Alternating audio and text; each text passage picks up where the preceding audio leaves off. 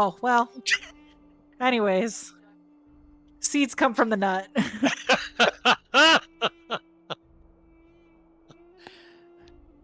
Also, Well, piss I'm is stored in glad- the balls. This has been Science Fact. Everybody, We we're are Dicey Decisions. Dicey Decisions. One day, I'm going to be responsible for teaching a child. Well, that'll be fantastic. We all look forward to that. My kid'll never learn anything. Ask Corin about what he was teaching his nephew to say all week long. Yeah. Failing to teach, in my defense. We fail. You did fail. Right. Anyway, we are Dicey Decisions. This is our Twist of Fate campaign. We are playing through Planescape's Turn of Fortune's Wheel with some Book of Many Things content thrown on top into where we are now, Vecna, Eve of Ruin, taking this campaign all the way from level 3 to level 20. We are currently at level 15 characters as we are sitting back. Last episode, we were in the city of Sigil at the Sanctum of Lady Illustrial. And kind of had a bit of a debrief session of some current events, a little bit of a confrontation with our resident chaotic Harangon and his current state of mind, and also had a bit of a airing of the minds with the Wizards 3, realizing that, hey, maybe things should be more above board between all the players and pieces parts instead of keeping any secrets, considering, number one, that might get someone killed, and number two, secrets are kind of Vecna's thing, not ours. So maybe we should be a little bit more forthright with each other. Coming to realize that the Wizards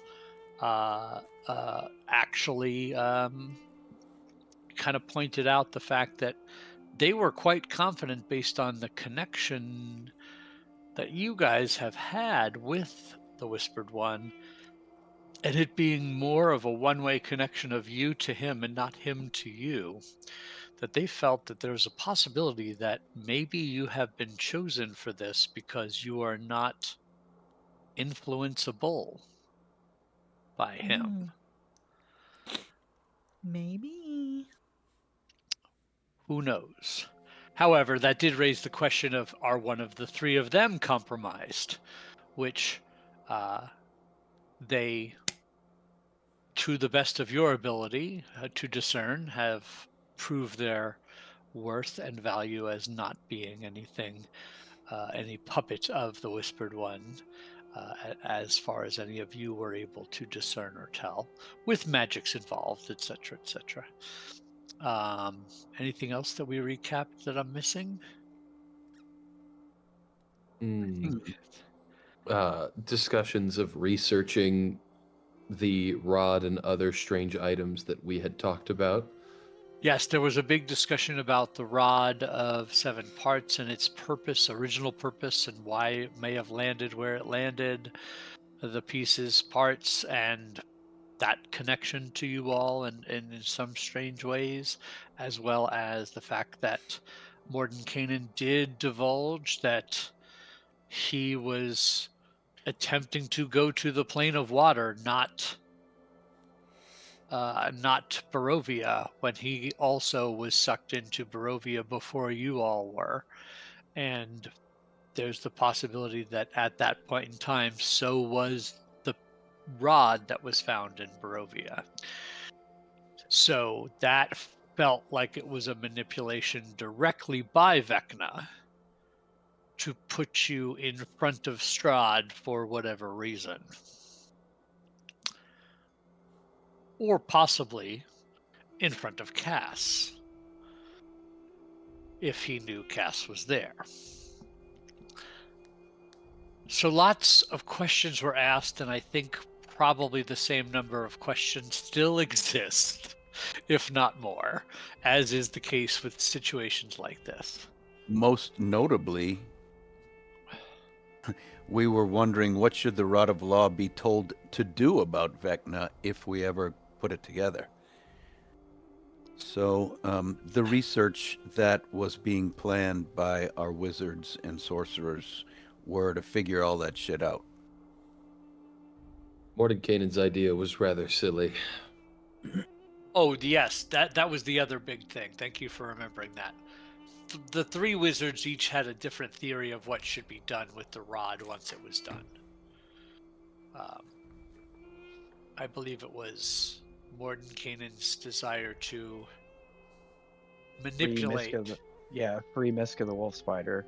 Right, free Miska the Wolf Spider in order to manipulate the situation with and have him fight Vecna. There was the thought. I can't remember what the difference between what Tasha said and what Illustrious. Tasha wanted to destroy it.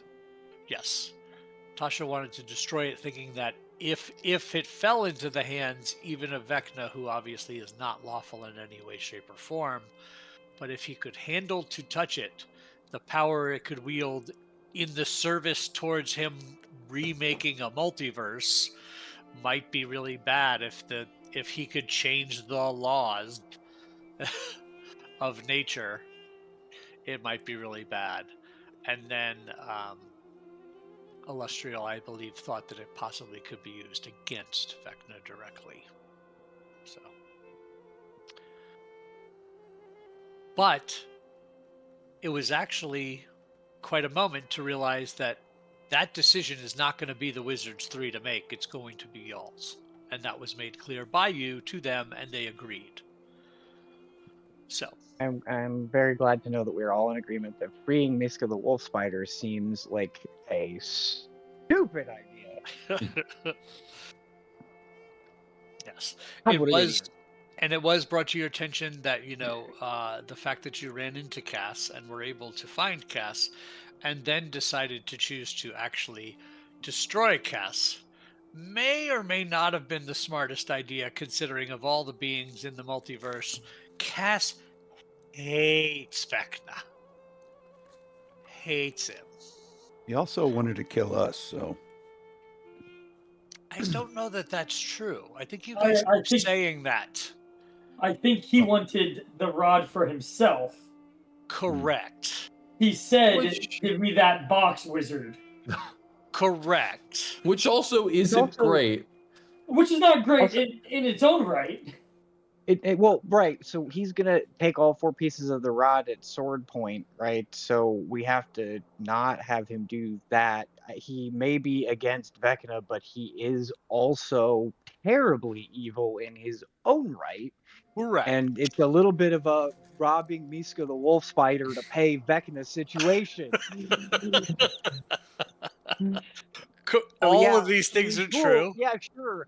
We might have convinced Strahd to leave Barovia too, and we're also treating with Baba Yaga, so we've got like the whole evil gamut like covered. We're like, it's fine. We can like lose one of them. It's okay. Fair enough. Again, it was just pointed out by the Wizards 3 Yeah, I know. that I is. wasn't there, so I didn't get to yell this at them last week. But I was yelling this at my phone as I was watching it on YouTube.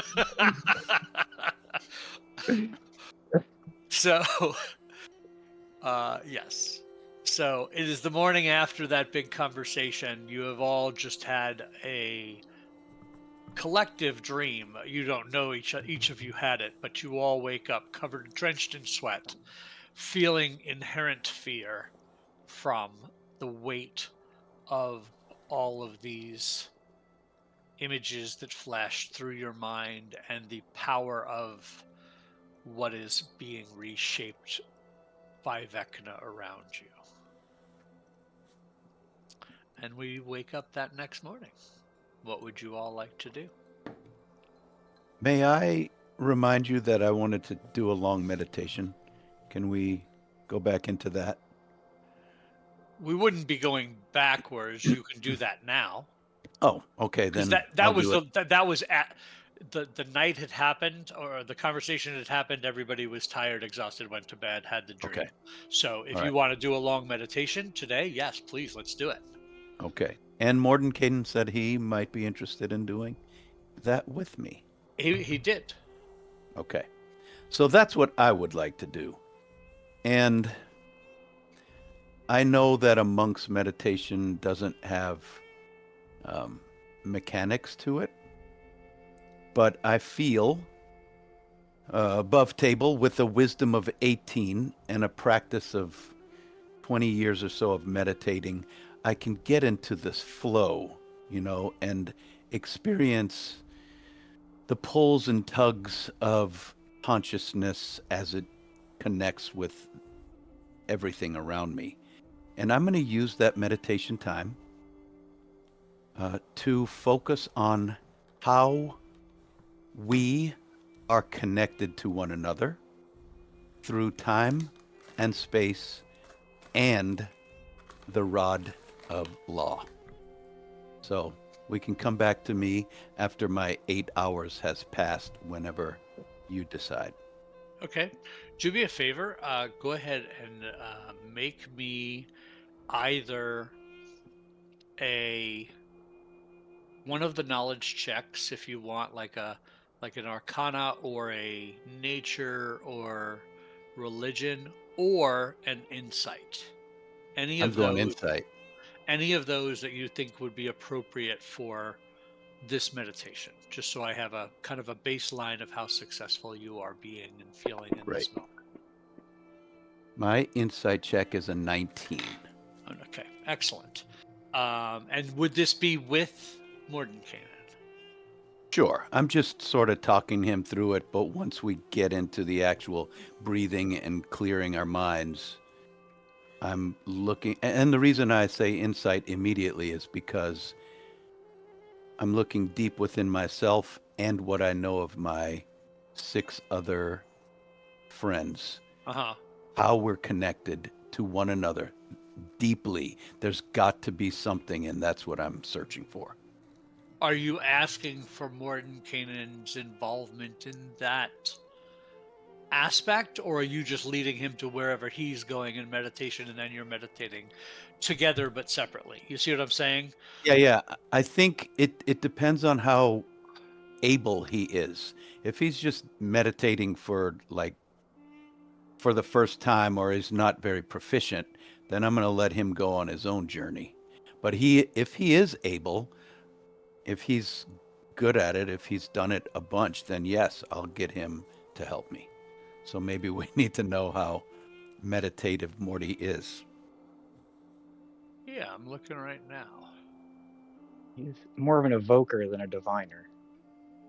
But he is very imaginative. He makes up a bunch of spells and things. So maybe he is wise and whatever. We know he's smart. Just has dumb ideas. There's at least the one. I mean, he has one really dumb idea. I mean, it drags the average down for sure. Well, he also went to Barovia and went crazy. That wasn't a smart idea either. Well, no, we went to the plane of water, went crazy, then went to, but same difference. Well, and I mean, maybe it's not a dumb idea. You guys just differ in opinion. True. Yeah, maybe. Listen, it worked in Godzilla. Why wouldn't it work here? Exactly. I'm sure it's of the same level and not different at all. So Yes, I'm sure freeing the primordial chaos won't result in anything untoward going on whatsoever. Oh, absolutely. So he will. I'm gonna do this. I'm gonna see if he can connect at the level of you doing that, and I'm gonna call it a DC 20 for him to do that. No, he is still reeling from his experiences in Barovia and the madness that overtook his brain, that he is only able to use this meditation time to help him recover from that. Okay. So he is fine. not able to assist you on that journey or join you in that exploration. So at whatever point you realize that you can separate and just do your own, kind of thing, Right. and let him do his thing. He may step out of the meditation long before I do, but I'm sticking Absolutely. through 8 hours of it. Absolutely. Great. So we'll come back to that at the 8-hour mark, as that were. What else is anyone wanting to do in this particular morning? I would like to go shopping. Excellent. Are you I would going like to alone? join you. Aha, Soul's going to go with you. Lorelai and Kaylin were both also going shopping. That is correct. I would like to find Quinn and be like, hey, did you have a weird nightmare? Well, I mean, so you go to Quinn's house on this fine morning when you wake up? Mm-hmm. He's shopping. There is no answer when you knock on the door. Well, boo. He lets himself in if it's unlocked. Okay. So I guess Oh, I'll God. fill you in on how Quinn's morning has gone. Oh, get decent. Well, so Quinn will start awake, obviously from this nightmare. And in his room is his ghostly librarian, who sort of brings him his morning tea and sort of gives him a knowing look, and he sort of shakes his head unsteadily and says, "No, it was it wasn't the usual nightmare. It was a different one this time. Bigger, sort of, I guess." And then as he sort of gets out of bed, he leans very heavily on his hoopak to help him move. And nobody's really ever seen him without his robes on. But Kender are normally like a magically robust species generally. They're sort of created from gnomes in Krynn. But Quinn sort of looks like not sickly, but like somebody has just taken all of the strength and just like literally like removed it from him. He's like unnaturally thin. And he's sort of covered in these arcane like tattoos and almost like scars. And on his back there are 3 sort of moons. One of them is smaller than the other, and this one is almost like completely obscured on his back.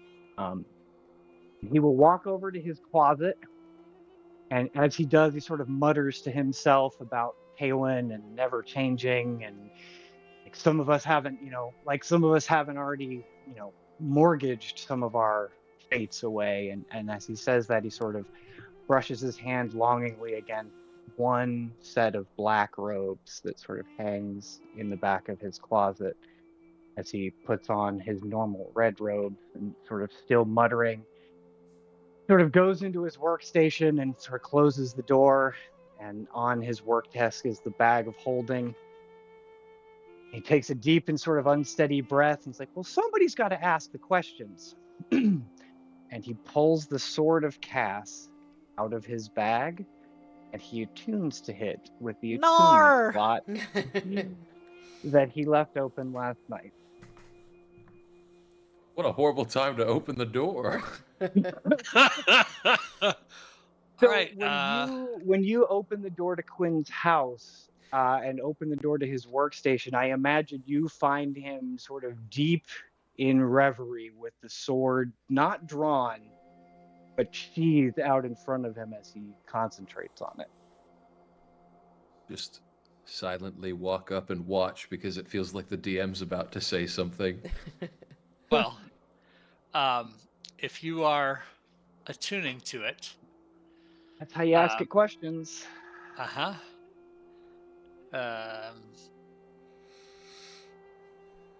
The first thing I need is a charisma saving throw. Charisma saving throw. Oh, Right. if anyone's got it.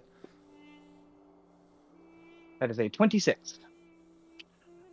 You hear this voice in your head say, I must feed. And the voice sounds like the voice of Vecna you have heard haunting in different dreams and visions. However, it is, based on your connection with Vecna, that this is not Vecna talking to you.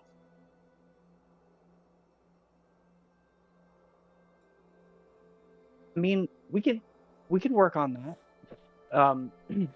I am Quinn. Who are you?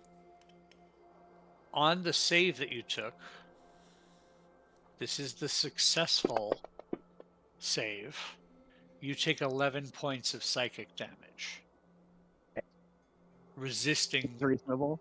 the psyche that is inside this weapon.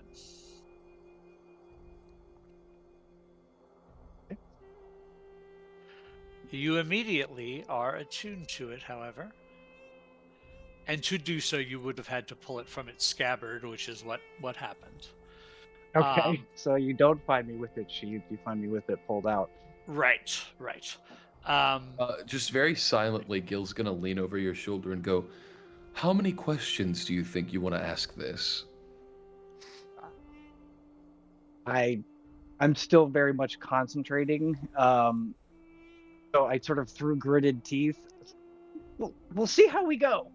Here, let me help. I'm gonna cast Mind Blank on Quinn. You are now immune to being charmed or taking psychic damage. That's nice.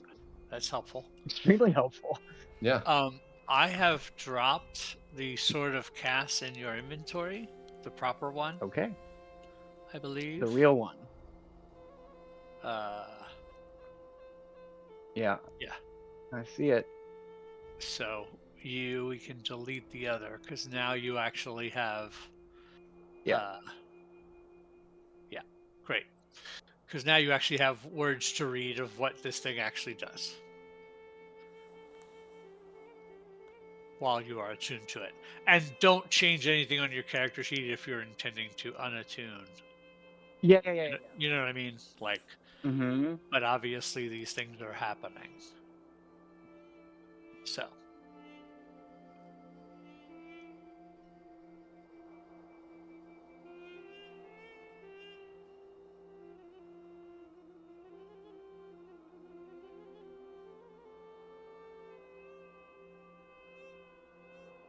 Oh. You'll love to hear that.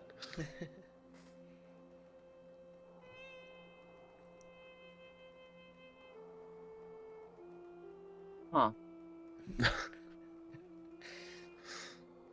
And I know all of this at this time. Yes.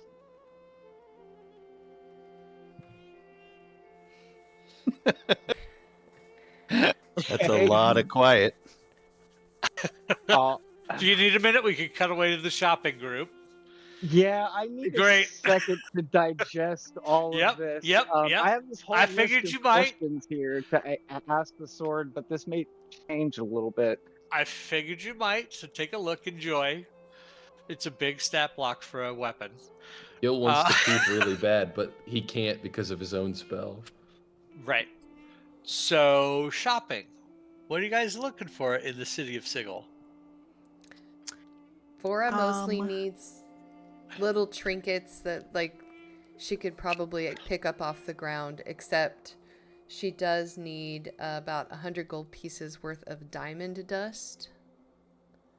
That is easily exchanged at some of the more affluent, in one of the more affluent market squares within Sigil. You can find someone who would gladly exchange coin for diamond dust or diamonds, and then they can grind it down for you, or you can have the raw diamond and do it yourself, however you would wish to see that. But if you have the gold, you can easily mark those two things off, mark your gold off and then add whatever you need to your inventory for that.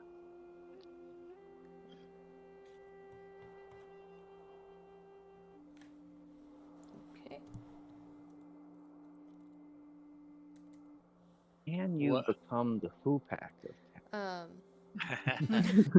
She's also looking for a lodestone and some shop that might sell key rings and maybe little charms to put on rings or necklaces. What's the lodestone for? You would ask, and I closed everything. Which one? Why you give me the pink? Hold on, there's so many. Is it a spell Spell thing? component. Gotcha.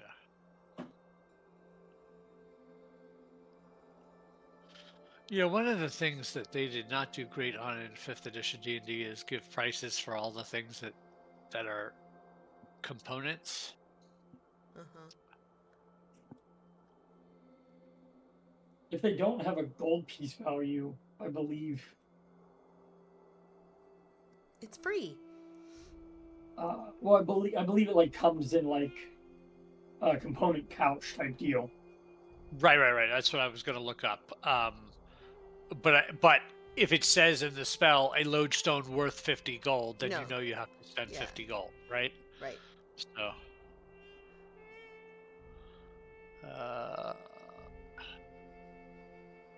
Do you remember what spell it was for?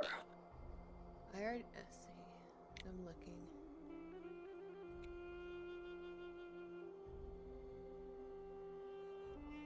Oh no, that was for my reverse gravity.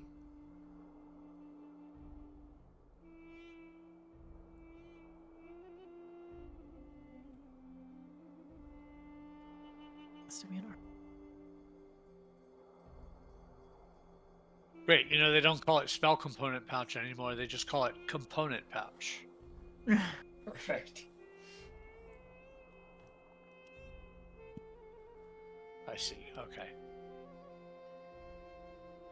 Yeah. So that's something that you can just simply acquire. It doesn't Okay. have a cost to it. So Got it's it. findable. It's findable. Okay. I guess most of everything I need is findable. I need a key ring, but I could probably get that in the wizard's junk drawer, to be very honest. I'd say Very that's true. probably fair. And I am The- looking for a charm, though. The key to Mordenkainen's old VW bug. That's it. Just gonna take Right. the keys off, yeah. Key to his heart. And I either need a little charm or I need a toy. Shovel. Okay. Shovel. A toy shovel? Yep. Huh, let me look at something real quick.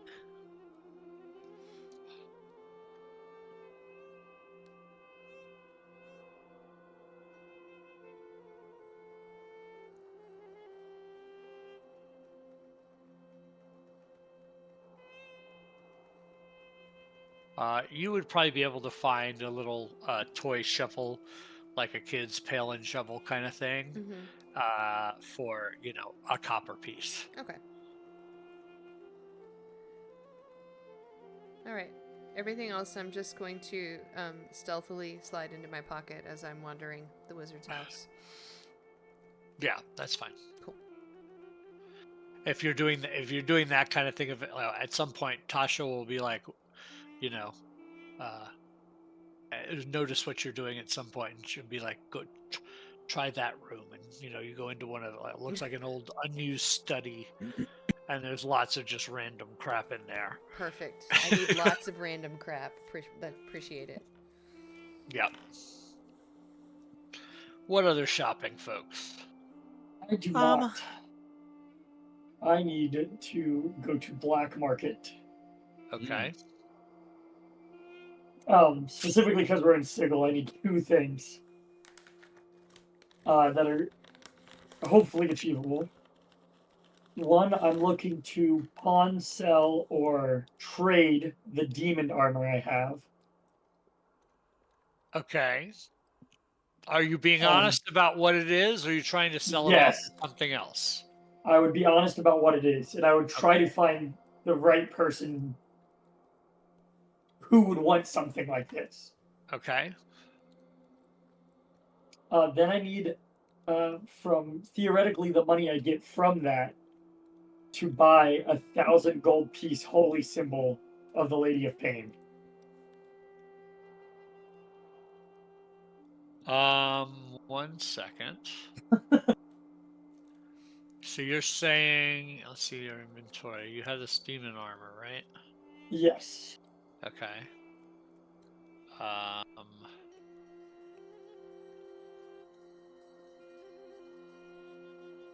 You will get an offer of 5,000 gold for the demon armor. I will take it. All right. I So will get immediately spend rid of that. 4,000 of it to either commission or buy as is a new centerpiece that would be made of like truly platinum and probably have like some black diamonds in it. Basically, a new tiara with like the one you wear now. Yes, I'm basically replacing the pennant on there with a very, very expensive one. Okay. You can commission that. No one's going to have that lying around. Yeah. And you end up at a jeweler. It is the jeweler is a ogre that even though his hands look like two giant, giant fists the size of like a baseball glove size, he has this just delicate touch as you watch him working on his craft, and you would be able to ask him if you want. 100%. I will easily pay extra as well if I need to for a custom commission of a holy symbol that is seen as blasphemous in this plane. Right. So to convince him, I'm going to need a persuasion check. Oh, yeah. 10. Okay. He does not look comfortable with this, so you can tell he's probably going to ease that comfort at the expense of lightening your coin purse. Yes, 100%. And he's going to charge you 2,500 gold. Okay. That's a lot, but I do it. Yeah. Anything for my lady. Okay. But he will need a week.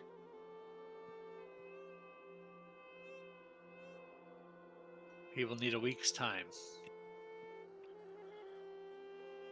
to complete it. Week's time. That's very problematic. Okay, that's fine. Does he need my holy symbol, or will he be able to make this from scratch? No, he can take a drawing of yours, and Perfect. therefore he won't need your current holy symbol. He will just need a week. Yep. All right. That is done. I don't think there's any other shopping I need to do.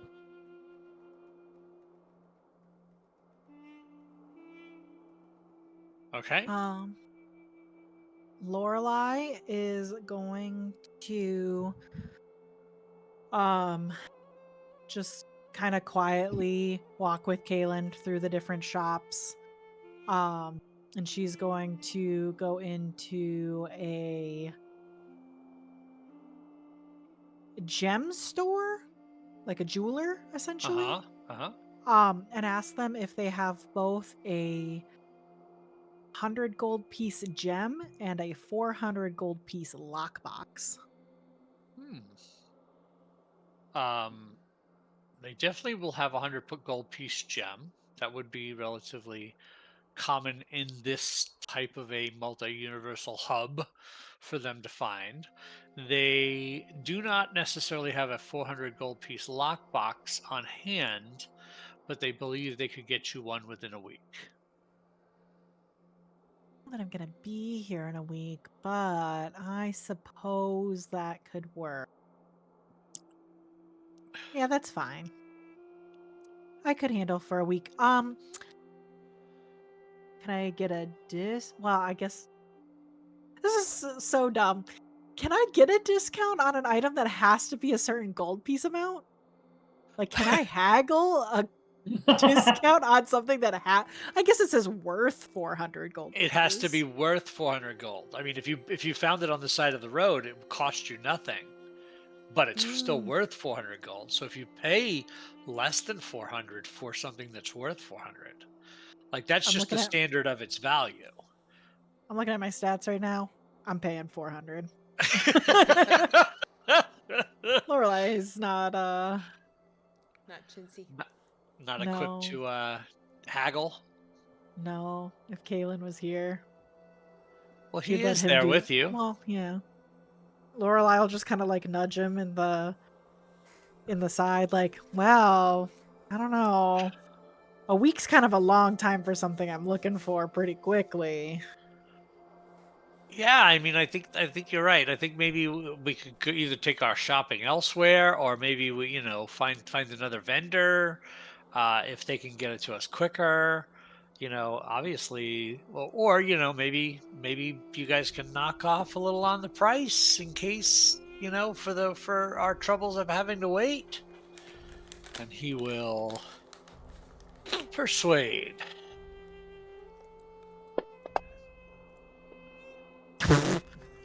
With a 16. A 16's still not bad.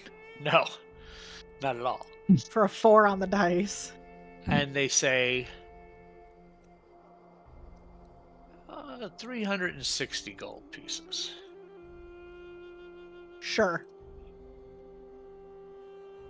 I'll give you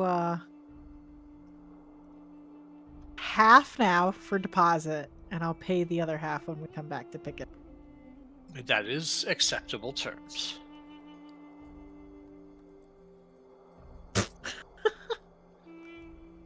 So 180. Yes, plus the 100 gold piece for the other thing if you are. I already. Okay, great. Yeah, not a problem whatsoever. You're able to get your gem now, and then the lockbox will be in a week's time. Cool. I don't remember what Kalen might have been shopping for, so we will let Justin say he did that shopping when Justin returns to us. One other thing I wanted to shop for. Sure. Tuning forks. Right. Brother, if I could. So what are you... I would love one for Sigil. We have 12 that are not attuned to places, though. Yeah. True. And I don't know what the attunement of that looks like.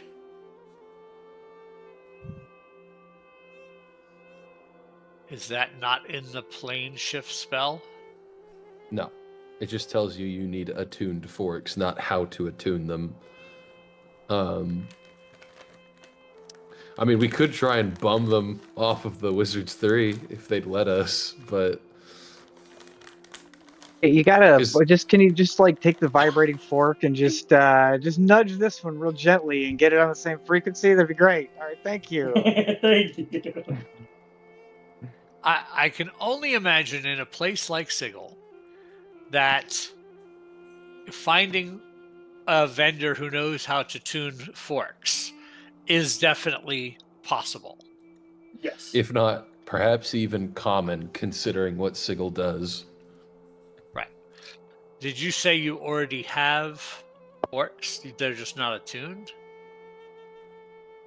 How expensive are those forks? Oh, they were cheap as hell from a long time ago. Cool. So I need a forged metal rod worth 250 gold pieces attuned to a plane of existence. So you bought some forks. I need a tuning fork. Well, no, I bought tuning forks. That's the just for a harpsichord, not for a blade shift spell. It's fucked up because I asked the vendor if I could tune them, and they were like, "Yeah, probably." You got fucking duped, my guy. Yeah, plane shift spell reads the metal rod has to be worth 250 gold plus. It was like 5 gold total. I'm not miffed about it. I just No, have 24 tuning forks I don't know what to do with. You can start a band. Right. My elementary school did like a tuning fork like percussion team. That's awesome. So I would like to buy one for Sigil. Or buy or commission one for Sigil, one for Exandria, one for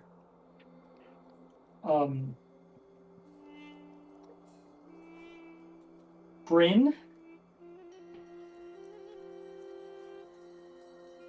and one for Faerun? Yeah, probably Faerun. Was it between Faerun and Eberron? But Loki, I don't think we want to go back to Eberron. I think I was about to say. Thank you. I mean, we also have. Well, I guess. Well, actually, yeah. If we want to go hunt down that guy with the eye, that is an option. Yeah. I'd like an extra eye. I'm down one. I mean, the thing is, we just sort of sent him elsewhere. He's somewhere. Didn't we just like banish him or? Yeah, I hit him with prismatic spray. That's right. Oh, okay. He just vanished. He's just in a different plane of existence. Yeah. I didn't want anybody to have the eye. I don't think it's a good idea for Tasha to have the eye. I don't think it's a good idea for that guy to have the eye. I don't think it's a good idea for anybody to have the eye. So I saw the eye and I gave it the old. Get rid of it. It's a sign of the evil eye. Just make it gone. When still thinks that was the right call. So, as far as like getting in and out of Sigil,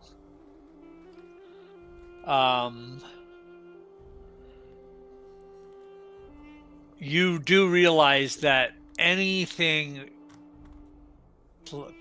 even a plane shift spell with a properly tuned fork, might still choose to be rejected by the Lady of Pain. 100%. Because she 100% controls in and outs, right? Me and her are on talking terms. I know you are. That's why he's getting plane shift, not one of us. Right. Yeah. So. Excuse me, Lady of Pain. Oh no. Okay. Fine. No. Okay. I've got Asol here. Nope. Okay. No. Okay. Did Asol tell you I was coming? No. Oh. Oh. So the cost. So the locations you want are which? Sigil, Krynn, Exandria. Faerun. You could do Greyhawk if you wanted another one. Let's do Greyhawk and Eberron. So and then Feywild. Well, we're gonna get one for every single person. Well, we need the Plane of Water, Greyhawk, Faerun. Oh god, there's. I mean, if it's one for each of us, then it's just gonna be 7. Right. Yes. I think I want to get 7, and mine will be Sigil. Okay. So, if you want to get ethereal or astral or anything like that.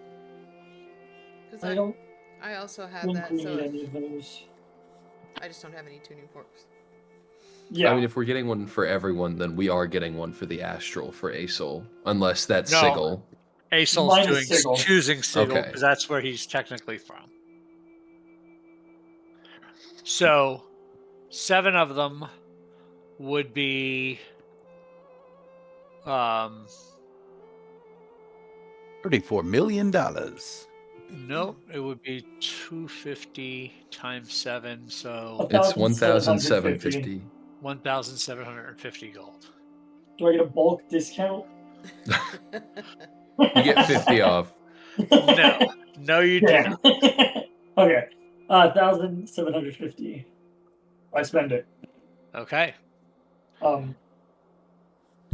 I will also offer the home tuning fork to her for Eberron, not Eberron, Exandria, to Vora if she would like to hold on to hers. I would. I'll take it. But I don't think anyone else has plane shift right now, so I will hold on to the rest. Why does the Okay. Greyhawk one look so sad? I am gonna ask to hold the one for Eberron. I'll allow it. Okay. I think it makes the most sense. Yeah, don't ask me to. I'll quickly lose it on purpose. On Hey, purpose. Cal using it as an actual fork. With it. But All right. other than that, now I think all my shopping is done. After Well, I was done shopping, I would go find Quinn, but that would have probably taken most of today. Most of today, yes. Lorelei's last place is the wand shop. Ooh.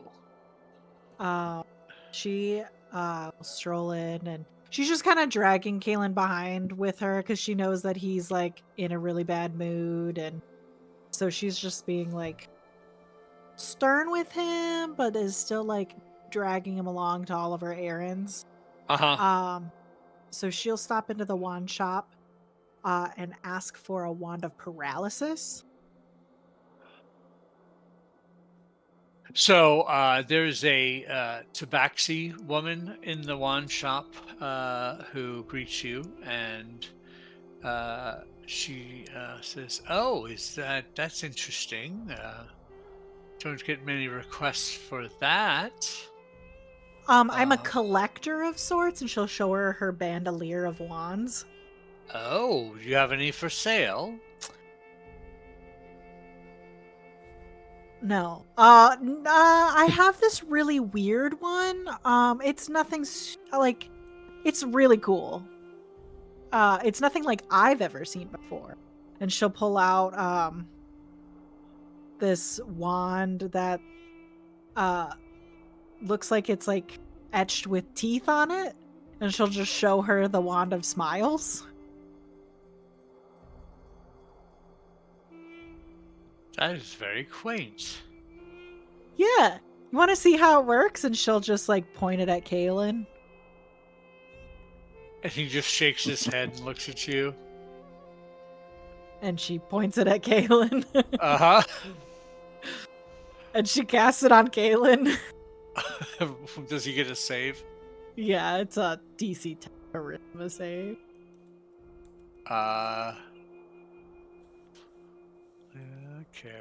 Characters. Kaylin. And she'll like simultaneously kick him in the shin. Like gently. Uh-huh. He will indulge you and choose to fail the save. So he begins to smile. He can't. He couldn't stop if he tried to. Right. So, and she's like, "That is quite interesting. I've never seen one before. Is that all it does?" That's all I know how to make it do. Interesting. I guess you'd have to, play around with it yourself to figure it out. I'll sell it to you for the... I've only seen one of these in my travels. This one. I'll sell it to you for 200 gold. And you're interested in this, and she pulls out a intricately carved wooden wand Says this one here has 7 charges. You can expend one of the charges and target a creature. You will see a thin blue ray streak from the tip of the wand to the creature you intend, somewhere in close-ish proximity.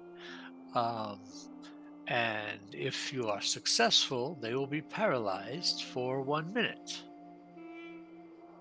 That seems very useful. We could trade these.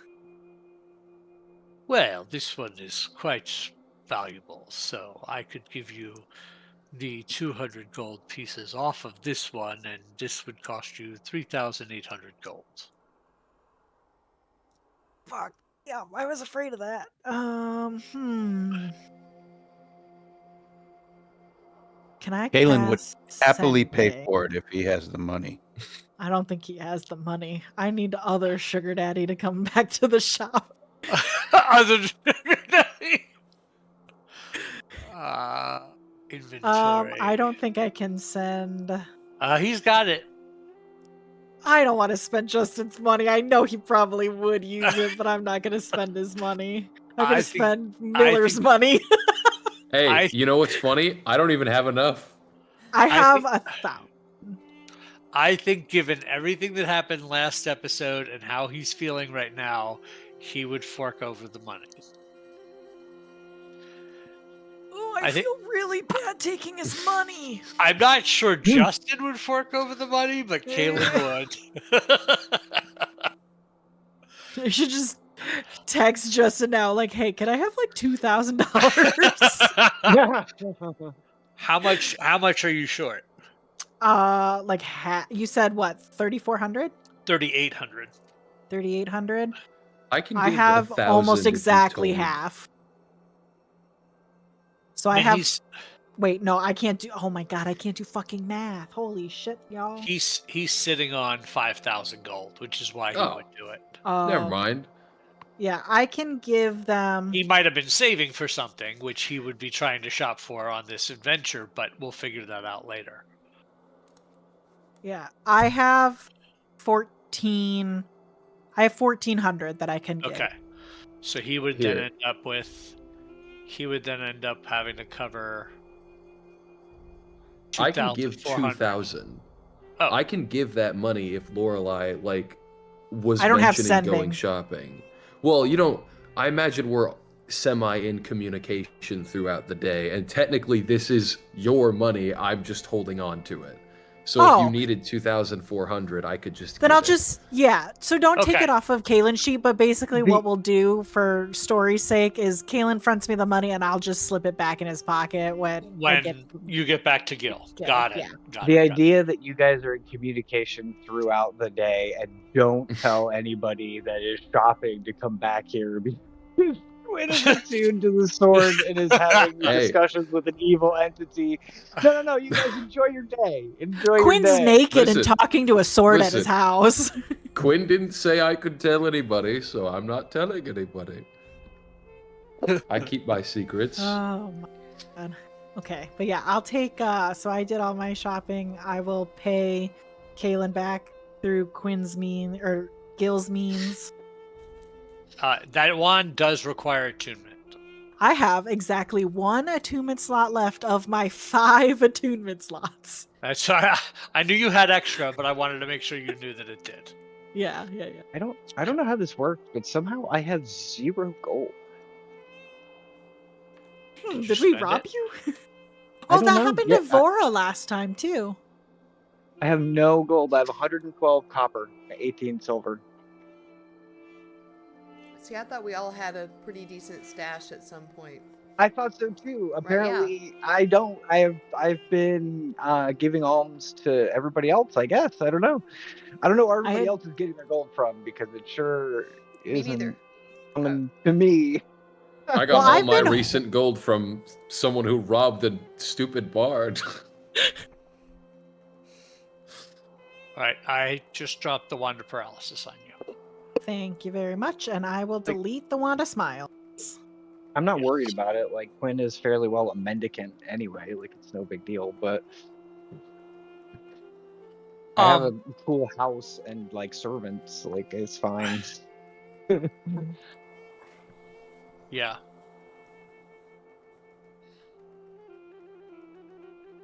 And then when Lorelai gets back to her house,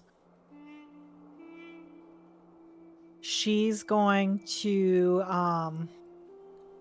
just sit on the floor with that 100 gold piece gem and start like whittling at it with her in her workshop, and she's just gonna cast Homunculus Servant.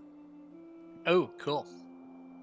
So actually, I have a question on how Homunculus Servant works.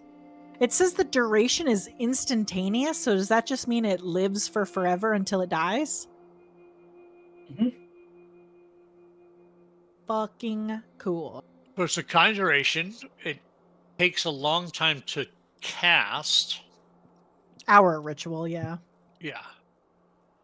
That's why I'm doing it now. Homunculus Servant stat block. And at the end of that casting time, yeah, it lasts. You've created that being. Cool. So I've just like whittled this gem into a small walking cat version of Radish and Turnip. So like Radish and Turnip have the cat feet and like the cat heads on their handles, and this is like a standing version in like a green gem of that cat. So it's a walking gem cat. Amazing. And she specifically makes it a little bandolier on the front for a wand to hold. And she's going to just slot the wand of magic missiles into his holster. So basically, you're crafting an army. A magic wielding army. At the end of everything I'd like to do, I will have 4 things following me. So I will basically get 5 attacks. That's kind of badass. Yeah. Listen, sometimes you gotta fucking play the game. You don't want to give me 8-level spells? I'll fucking game it. Fine. I'll have 4 second-level spells. That's 8, bitch. So do you have a name? Do you have a name for this new creature? Ooh, so we have Radish, Turnip. I don't want Rutabaga. Hold on. I'll root vegetables. Onion. I like Carrots? onion. It's kind of a good cat name. Onion is great. So we have Radish, Turnip, and Onion. Onion. All right. Scallion might be because he's a little bitty. Oh, or Shallot. Shallot. There it is. Shallot's the best. That's it. It's Shallot. His baby onion. Shallot. Got it. Radish. I love D&D. What a stupid game. Did we ever build? Only as stupid as you are. Did we ever build Turnip?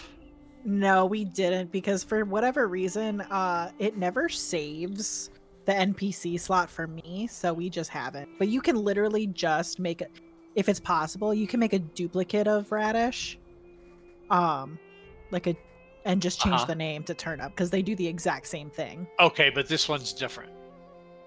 This one specifically is different because it's a homunculus serpent. So I get 2 cauldrons now, and I have the 1 homunculus that I just cast, and then I have another spell up my sleeve. Okay.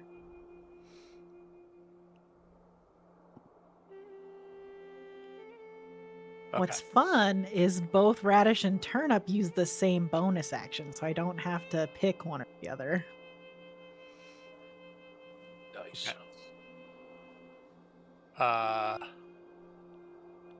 I don't know if there are level-dependent features on Radish, Turnip, or Shallot. Radish and Turnip for sure have level-dependent stuff. Shallot does too. I'm looking at the stat block right now. So, we'll have to... We can work on that during the break or something. Yeah, before those become active and needed, we'll need to spend a little moment with them. And feel free if they have different pictures to get them to me as well. You can drop them in the Discord and I can import them in for the... Yeah. Radish and turnip. But I'll find something for... Okay.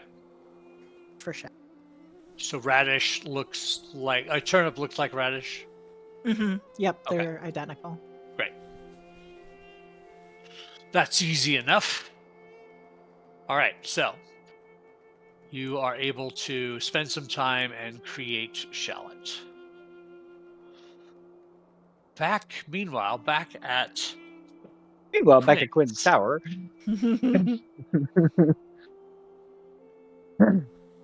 I'll share the picture of the sword. There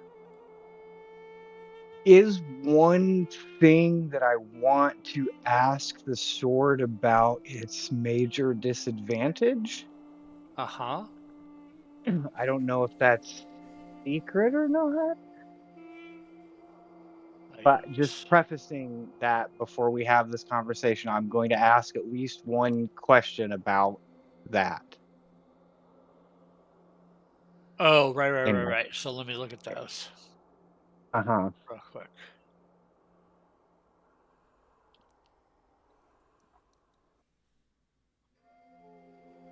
The major or the minor?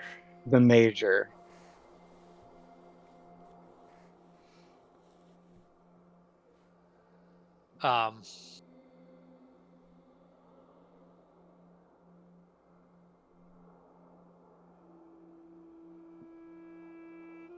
Well, you have been tasked with that.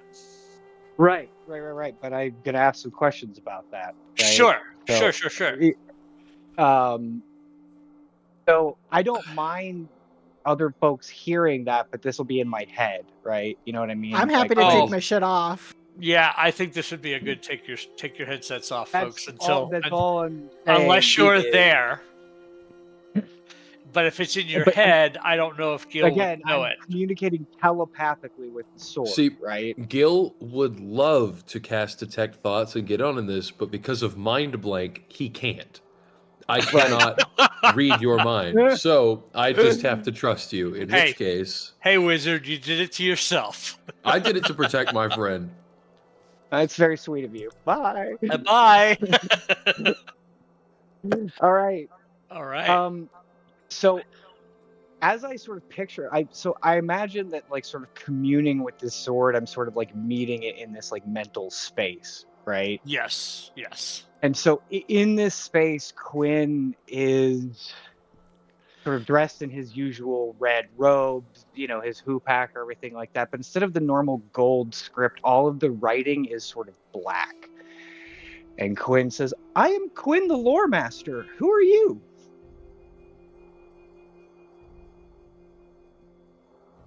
A name I have been granted is the Sword of Kas. However, I suppose it should change to the Sword of Krynn. You don't have your own name? You just take the moniker of the object you dwell in? Who I actually am is not important. I mean, just thought we would get to know each other. It seems like we'll be speaking to each other for some time. Perhaps. If you end up being worthy. I mean, I am planning to destroy Vecna. I think our goals are fairly aligned, don't you?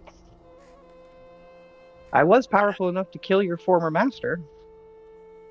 I feel that connection we have and the hatred we both bear towards the Whispered One. However,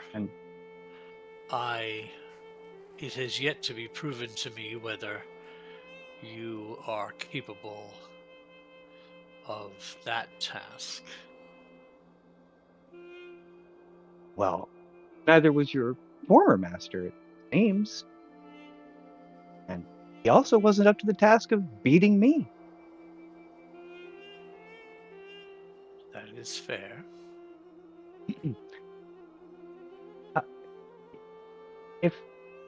Will you answer some questions, and in return, I promise that I will make sure that you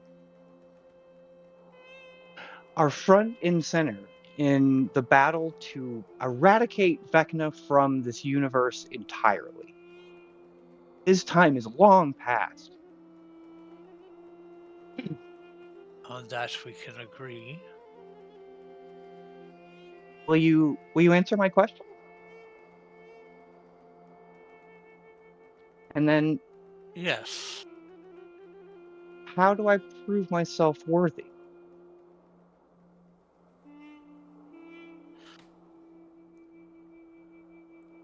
Unlike my creator, actions speak far louder than words.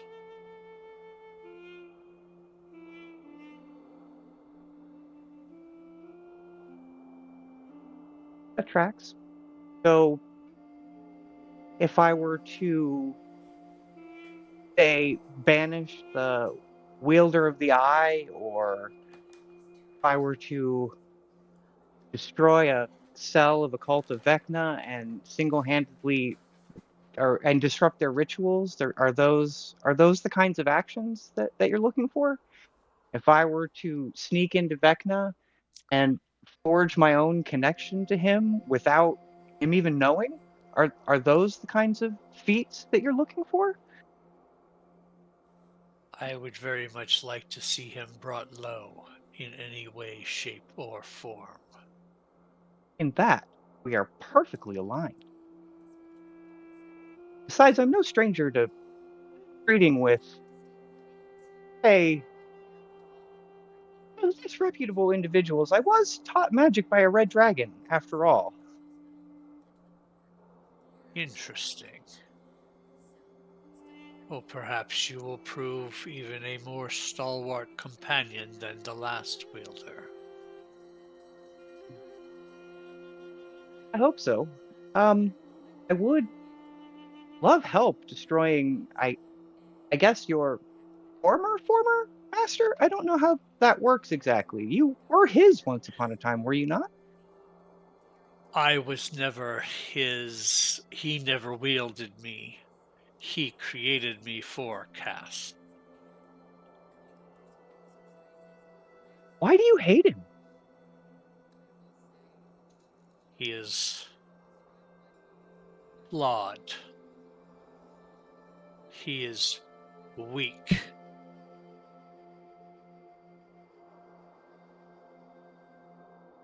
He is Is he is an abomination to what he could be, his potential. So many lost opportunities.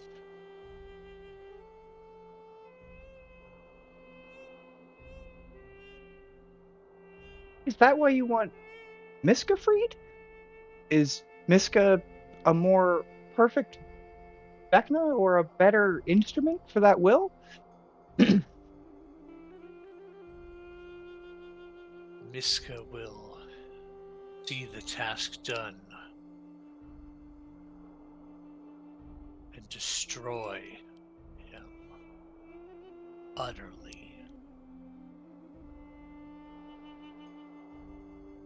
And is that the only task you want done, or do you want to see something else live up to that potential that sort of Vecna didn't?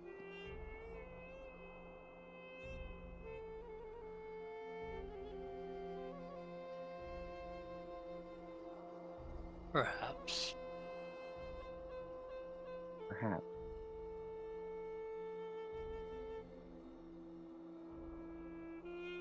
Say that I help you with this task. What do I get? Huh. If you are truly worthy and you truly believe in this task, you can become all powerful. Why would I free Miska? What if I used you and we destroyed Vecna? I mean, you and Cass almost did it. Why do we need Miska?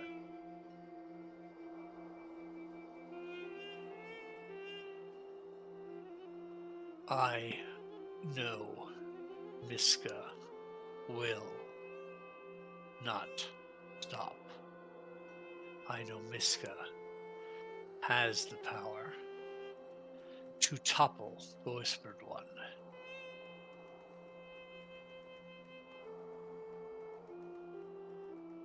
I see. You're not willing to gamble, and you want a sure thing. But you also say that I'm going to get phenomenal cosmic power out of the deal, so does that mean I'll be in charge of Miska?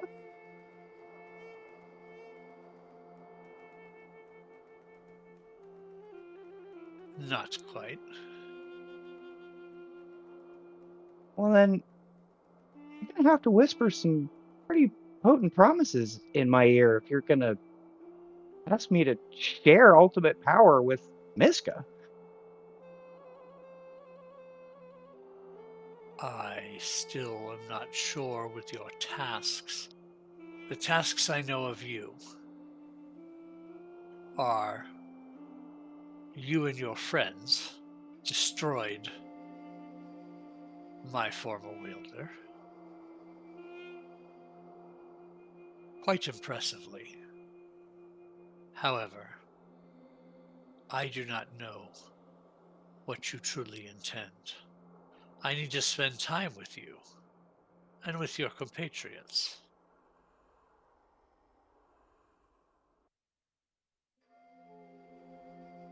And then maybe we can renegotiate the terms of this arrangement. Of course.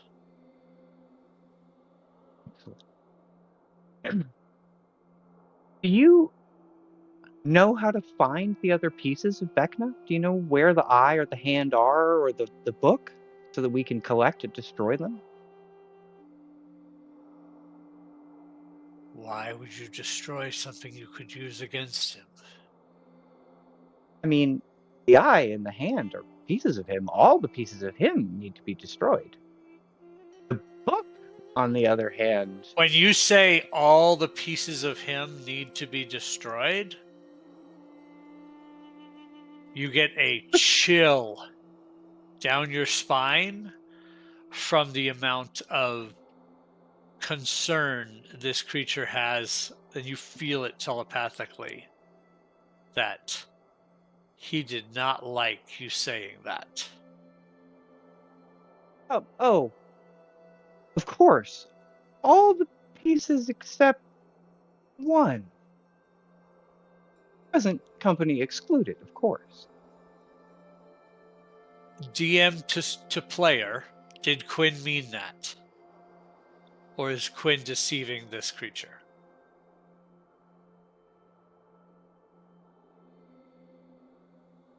It's really hard to tell right now. I'm going to say and I'm fine. that... I'm fine with you giving me a nebulous answer based on like an insight check from the sword. You know, I will just... Yeah. Why don't you make an insight check on behalf of the sword, and I'll kind of tell you what sort of Quinn's feeling. right? Because it could. Are you paying lip service, or is what you said coming from a place of honesty? That's what he's trying to incite. So let me make a roll there based on his personality statistics of the sword. That would be a wisdom insight, so it's +1 to this roll. He only got a 9, so Got a 9. So he doesn't get a very clear picture, but he gets the sense that for now, as long as there is advantage to this relationship, Quinn means that. Quinn wants Vecna gone more than anything else. If the sword can help us do that, Quinn is into it. is kind of where that is. Gotcha. I also Does that want make to say, sense? yeah, it does. It totally does. I also want to say, looking at the stat block a little bit closer, the last paragraph about how to destroy the sword is something you know being attuned to it, but you do not get the sense that it knows that. Got it. Does that make sense? That is very important information. Yes. Okay. Noted. Okay. So you know it Okay. because you're attuned to it, and everything Noted. you know, you also know Cass knew. Right? Mhm. Like all of this that you learned, you know you learned it by connecting to the sword, and you know that Cass was connected to this sword. So And knew all of these same things. right. Okay. Okay. Right. Well, so can you find the pieces? Like, if I I could know gather the tome and read it, that would be great. I cannot gather them, but I can help you find them. That would be perfect. I would can sense when they are near. Great. Can you just answer me one more question? What were you and We Cass have lots of time for questions. What were you and Cass doing in Barovia?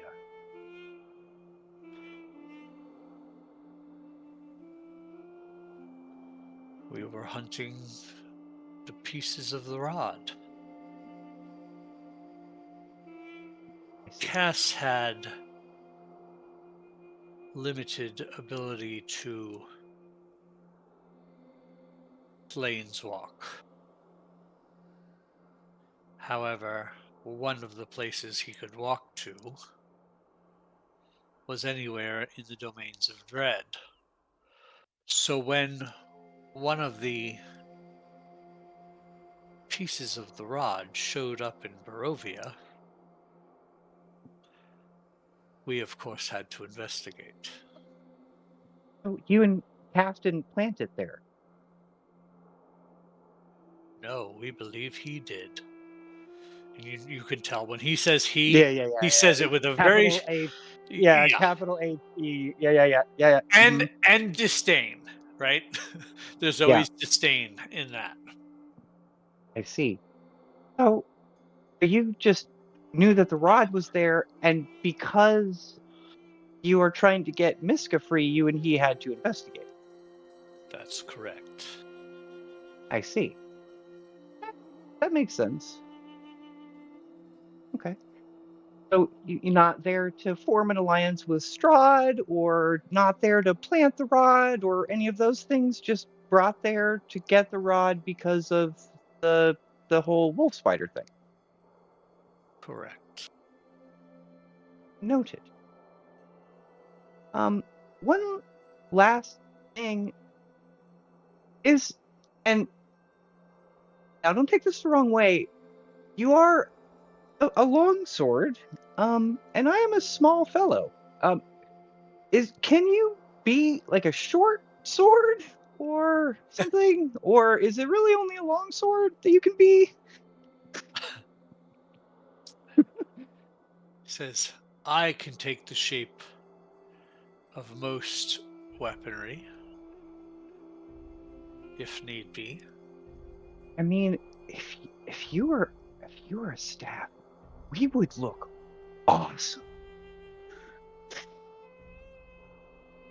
Oh, I must be a blade. Must be a blade. Okay. Pedantically above the table, Hoopak does have a sort of a point on it, but a short, basically like a short sword is like a simple, I just can't wield martial weapons, right? It's like a short sword or a dagger, something bladed would be great.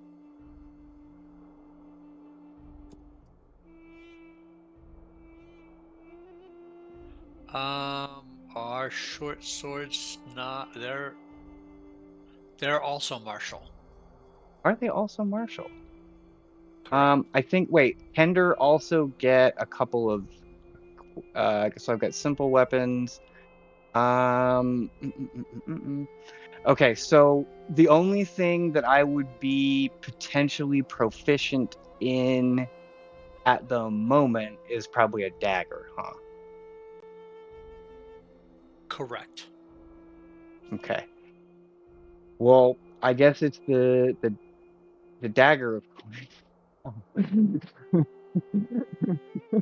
I mean, as far as like the mechanics go, I know I said bladed, but what I'm really meaning is slashing, and a dagger is piercing.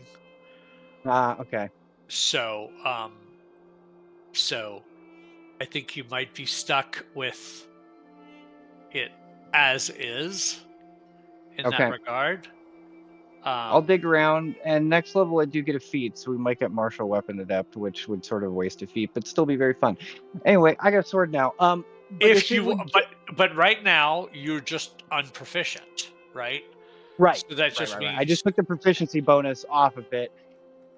It's just like if I attack with it, I can do some, you know how it works. right. So like there's some stuff that kind of goes into that. And as So far as you being a kender, when you attuned to it, it became a long sword for a kender.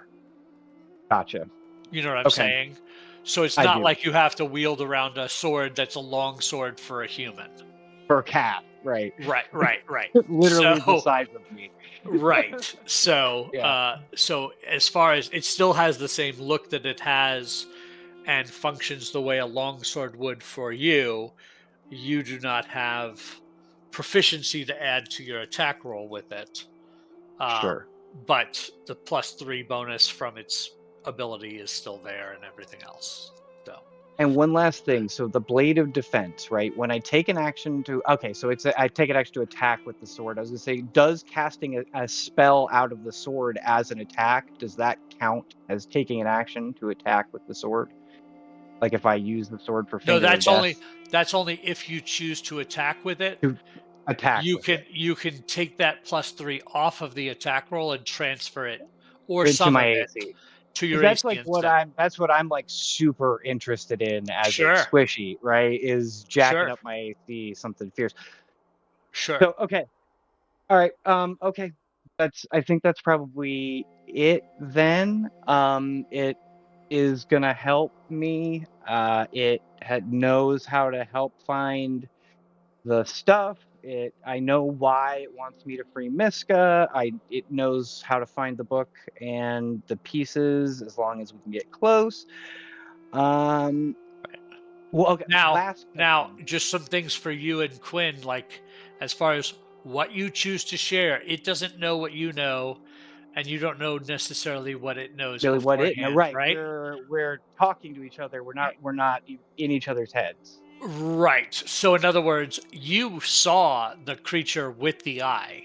The sword does not know you know who has the eye currently, unless you Except choose for I to did, tell the as one sword. of the feats that I did tell it that I banished the wielder of the eye. But Correct. that's all right. So he knows you've run across the eye. right, He doesn't know where the eye is right now because you don't know where the eye is right now. right. But it will hone in on it like if we're on the same plane of existence kind of thing. Like, there it is. Right. But if let's say you did know where it was, he wouldn't automatically know unless you told him. You know what I'm saying? Makes Like sense. you Yep. can keep secrets from the sword if you Makes want sense. to, right? That makes sense. Yep. So Yeah, I don't want you to it's feel now stuck another it's with now an this. NPC at the table, not necessarily living in my head with free access to all of my Right. memories and stuff. Right. Okay, and then I guess so I have just one last sort of question for it before I sort of break out of this reverie. Can can you talk to him? Can you touch him? Or is that connection gone?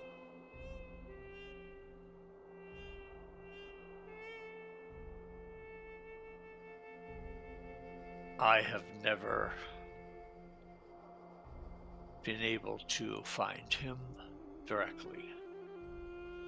I can find the parts that were cut off of him by me and my last wielder when I am near them, but I still cannot see or feel him.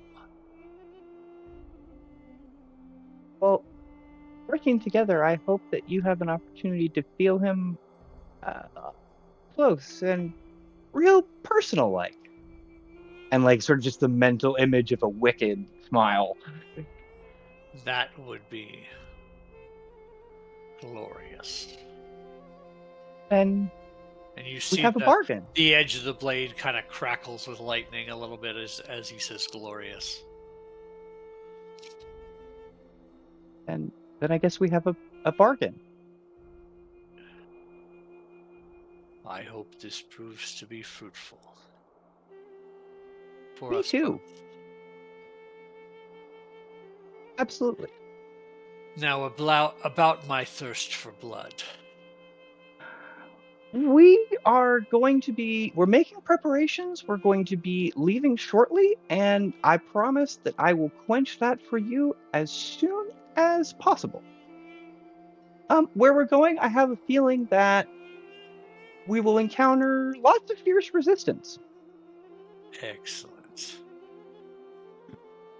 I look forward to it. I'm sure that you do.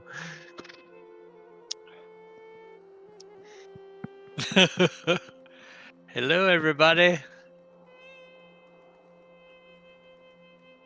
Jack, Brandy. And we're back. And So, we're 4 hours later. No, but after about, probably 10 or 15 minutes, as you watch the Sword of Kas sort of reproportions itself to fit Krynn as a sword that was made for Krynn wood. And about right near the end of it, sort of some lightning sort of flickers up the blade a little bit, and then sort of Krynn just sort of like snaps out of it with a gasp.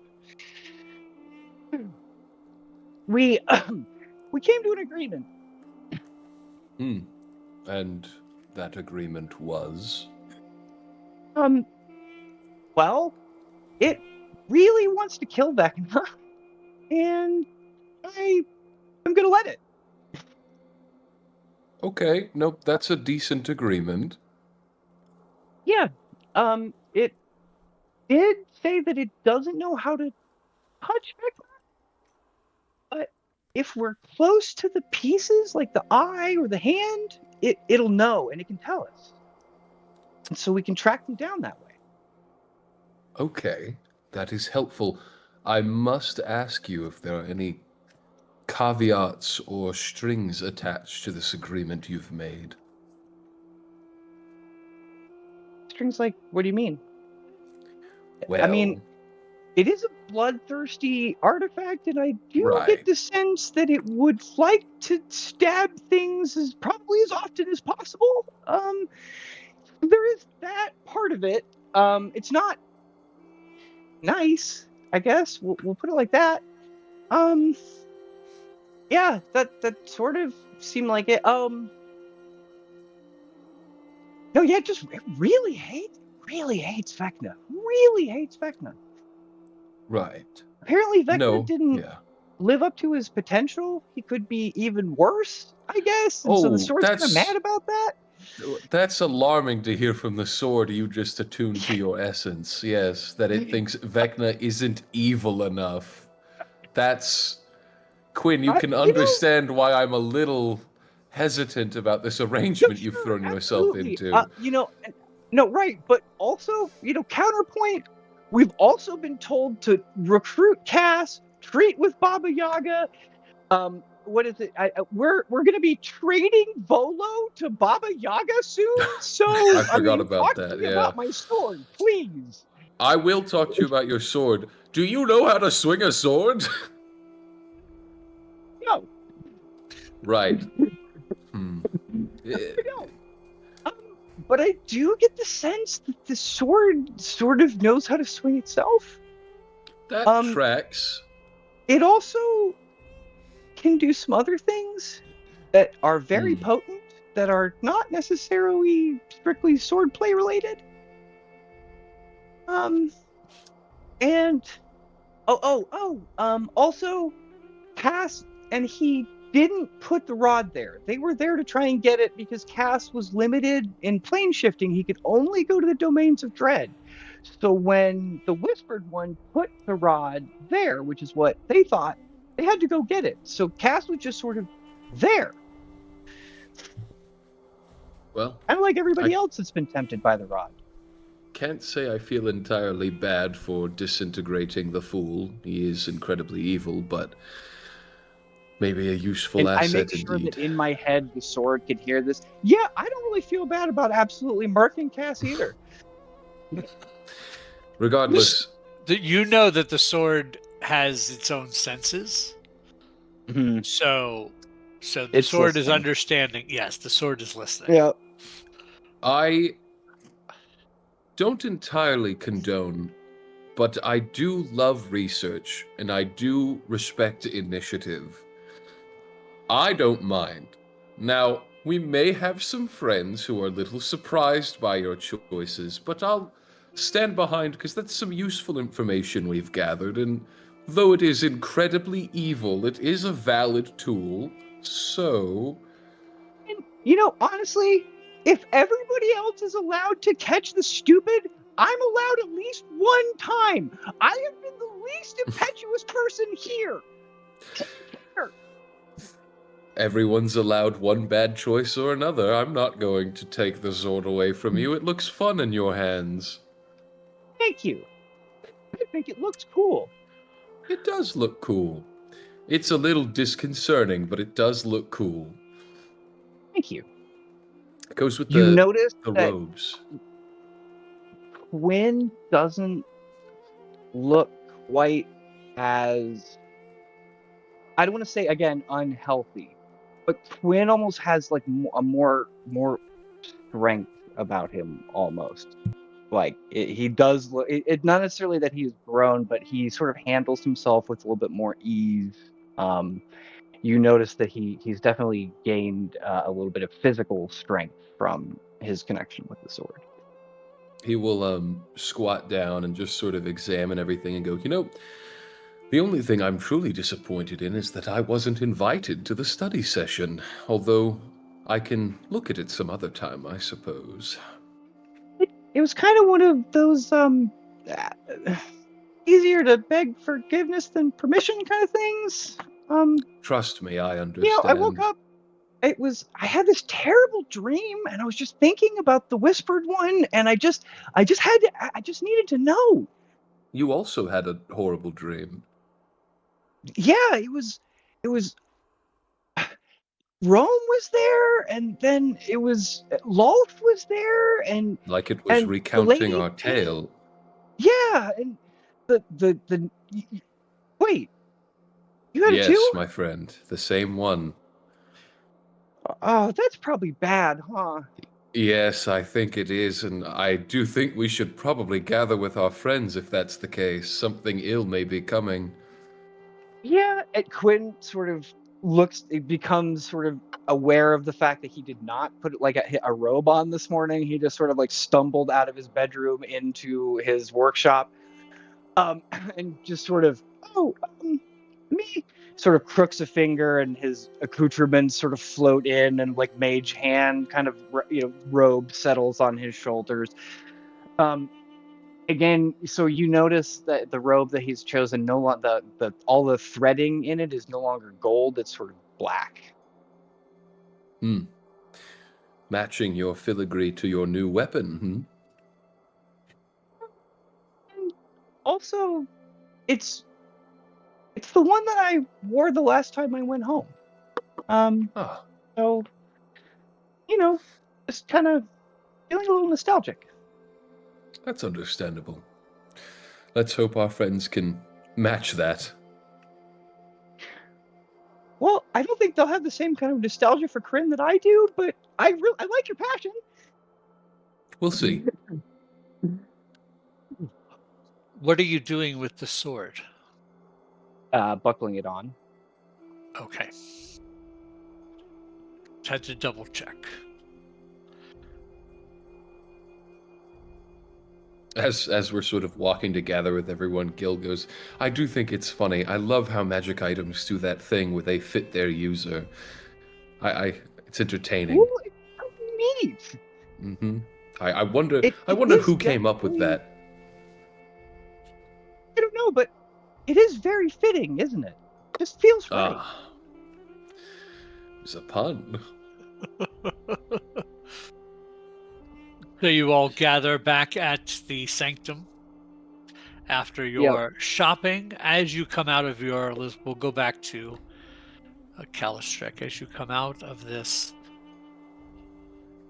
meditation, Cal, you are feeling that the connection between your friends, as you have spent some time these past 8 hours concentrating on memories of meeting each of them in your past and in some of the other versions pasts, and you're seeing all of those pieces and parts as like one big matrix of connections, right? As you see that, and then you start to weave into the concept of the pieces of the rod and how they are pieces of you all, and you start to see each of these pieces having a role to play, just like you each have a role to play, and how as the pieces gather together and eventually intend to connect, if that is the future, lots of choices could happen, but you chose in your mind to follow that thread of what would happen if we get them all and if we can connect them all. And you see that that path mirrors the connection of the seven of you needing to be more cohesive and connect for the purpose of defeating the Whispered One. So just like the rod as a tool to the success of this endeavor of stopping the multiverse from being deformed by Vecna, so are the seven of you. So you're saying that we need to connect somehow, in some sense, more than we are now? I'm saying that the connections you already have are the foundations for what is to come to be, Okay. that there is some trepidation if any of those connections were to break. Okay. Or if you were to lose someone, you might never be able to make the rod whole. The rod that is you all, right? The metaphorical rod versus the actual rod, if that makes sense. Yep. Spare the metaphorical rod, spoil the metaphorical child.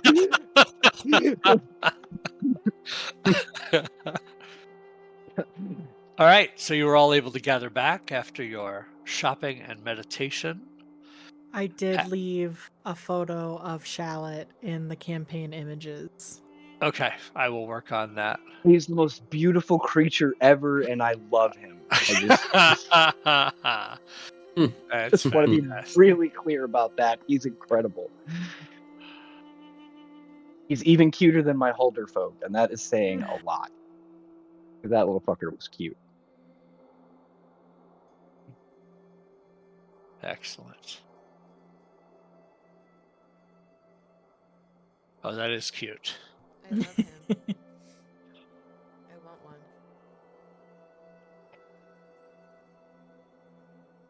We're all lining up to get shallots made. Make me a shallot! I want one that's blue. You have like a booming trade in jeweled cats when you're done with this. I can't, because if I make another one, it gets replaced. Oh. Right. No. My dreams have been shattered. Thanks. I can make you a non-functioning shallot. That's fine. Just a pretty one.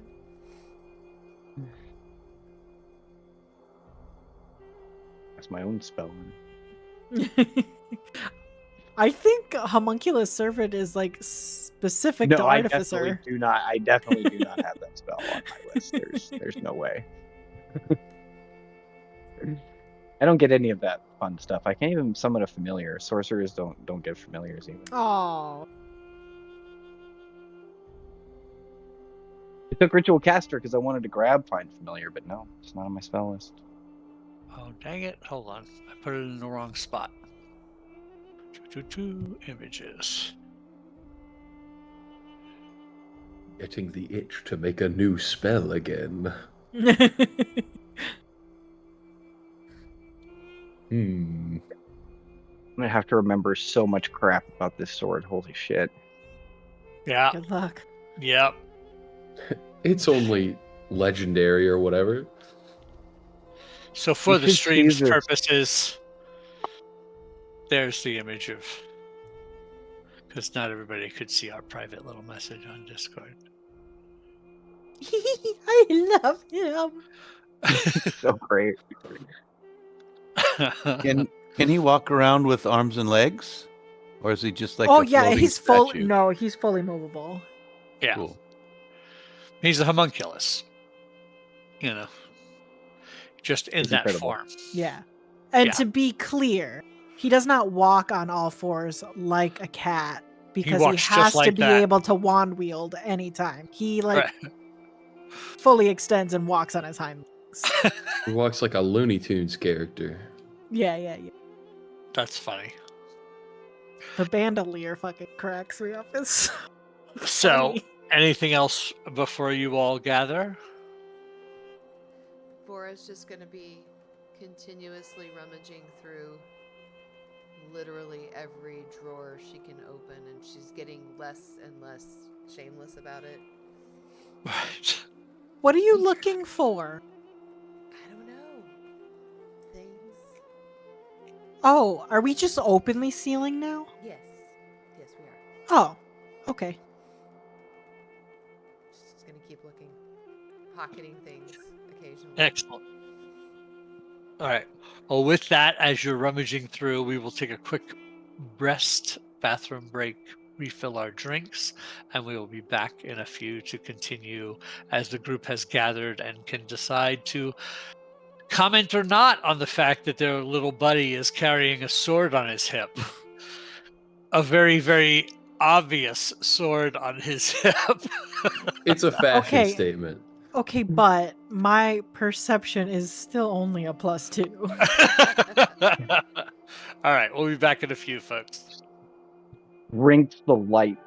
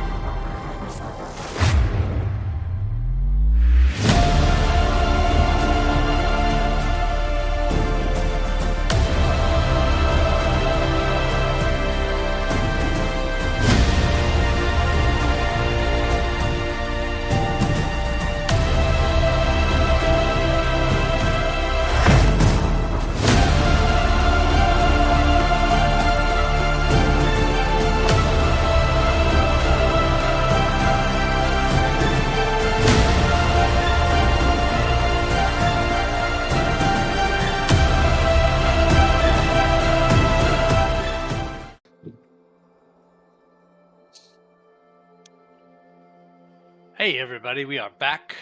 We are Dicey Decisions, and this is our Twist of Fate campaign. The heroes have gathered after their meditation and attunement and shopping extravaganza as they gather in the living room of the sanctum in Sigil.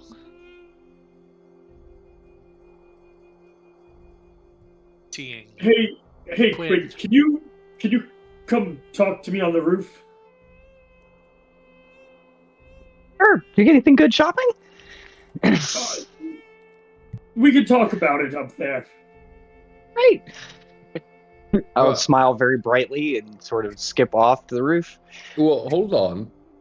If I may ask, what's with the separation and questioning? I hate to pry, but I figured after our talk with the Wizards 3, we'd want to stay together when discussing things of importance.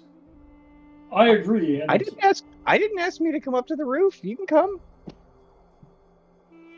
I just want to make sure that I'm talking to Quinn. I made sure of that.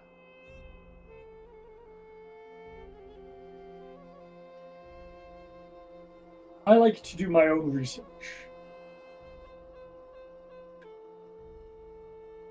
You can still come up if you want. Or not. I don't know. Ask him. Oh, you're welcome to come. Shouldn't we all be together?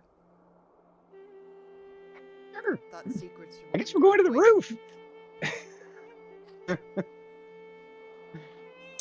Can't we just do it here? Kaelin says. Why the roof? It's been a while since I've agreed with him, but like, this sounds great.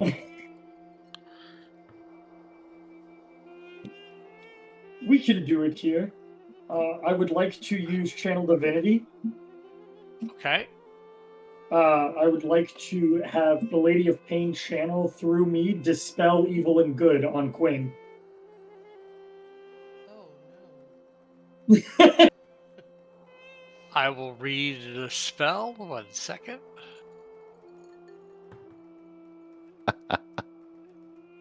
Dispel, you said. Dispel evil and good. 5th level.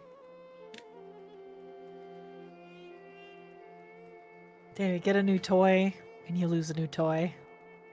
It's casting castable on self.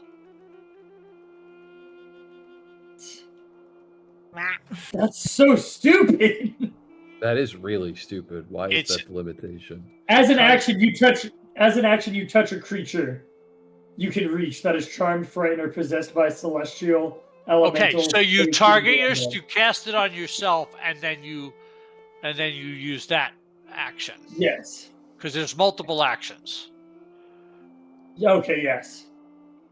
Oh, can I read the spell as well to kind of figure out how it might interact with me? Because as far as I can tell, nothing would happen. Right. Like you would know there'd be no. I mean, your spell would definitely take effect, but there's like there would be no change in win per se. Right. It's he's just ensuring that you're not currently possessed. Sure. Correct. And you are able to successfully cast the spell.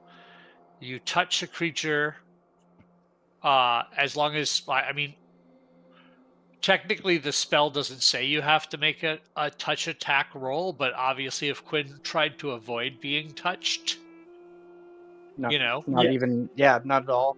But and I just sort of the spell just sort of I feel this sort of warm feeling, I guess, wash over me, and I just sort of blink back at you. Is that it? Yes. What was that? So you have it under control? I'm lost. Yeah. What control are you talking about? Point at the sword. Oh, I thought that was in the bag. Why'd you put that on? I wanted to ask it some questions about Cass. I had a terrible dream, and I woke up thinking about the Whispered One, and I had a piece of him in my bag, so I thought I'd ask. We came to an agreement. I'm not possessed. It doesn't own me. I just really, really hates Vecna and would like to be sheathed blade first in it and all of its followers. This may be the last time I'm going to ask nicely. We need to stop saying his name. Sorry, the Whispered One. That is not better! I just picture them sitting in like a creepy ass throne room watching us like Family Guy clips, like they said it again.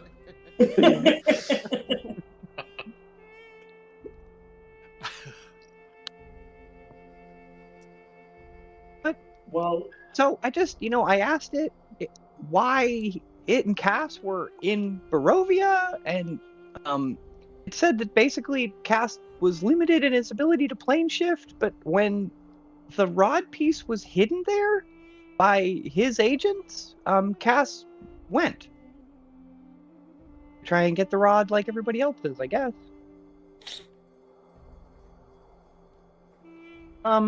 Also, it can find the pieces if we're close enough. So if we come across some of the other stuff we've talked about, like the eye or the hand, it can help us find them and destroy them. We do want to destroy them. We do, absolutely. Okay. I thought that was the whole point. I'm just making sure. Yeah, absolutely. Making sure nothing's changed. No, yeah. No, the whole point is to kill that guy and every piece of him, right? Well, yeah, yeah. Why did you question that? What do you mean? We're killing him and all the pieces of him, right? I intend to. Well, good. Then we're all on the same page. And actually, the sword is too, strangely enough. Lorelai doesn't like how shifty Quinn's eyes are being. Quinn is like with a 1922 insight. Quinn is absolutely on the up and up. He would love to destroy the eye and the hand and Vecna. All pieces, very much so. Lorelai just shrugs. Discussed. Quinn's never lied to me before. Quinn is of their right mind. I spoke briefly about the attunement of the sword, but when it comes to a force of will as strong as his, I believe no one's better suited to have it. I don't love how angry it is, but by the same token, like, all right, look, so I was taught my magic by a red dragon, so I'm really no stranger to angry creatures and other entities. I mean, yes, it isn't pleasant, and it's going to take some will to keep it under control, but by the same token, would converting Cass or asking Strahd or feeding Volo to Baba Yaga or any of the other choices that we have made. Listen, just because I said we were going to do that doesn't mean we're gonna do it today. Yeah, I do actually have a little bit of a moral qualm with that. I don't think... So, don't go!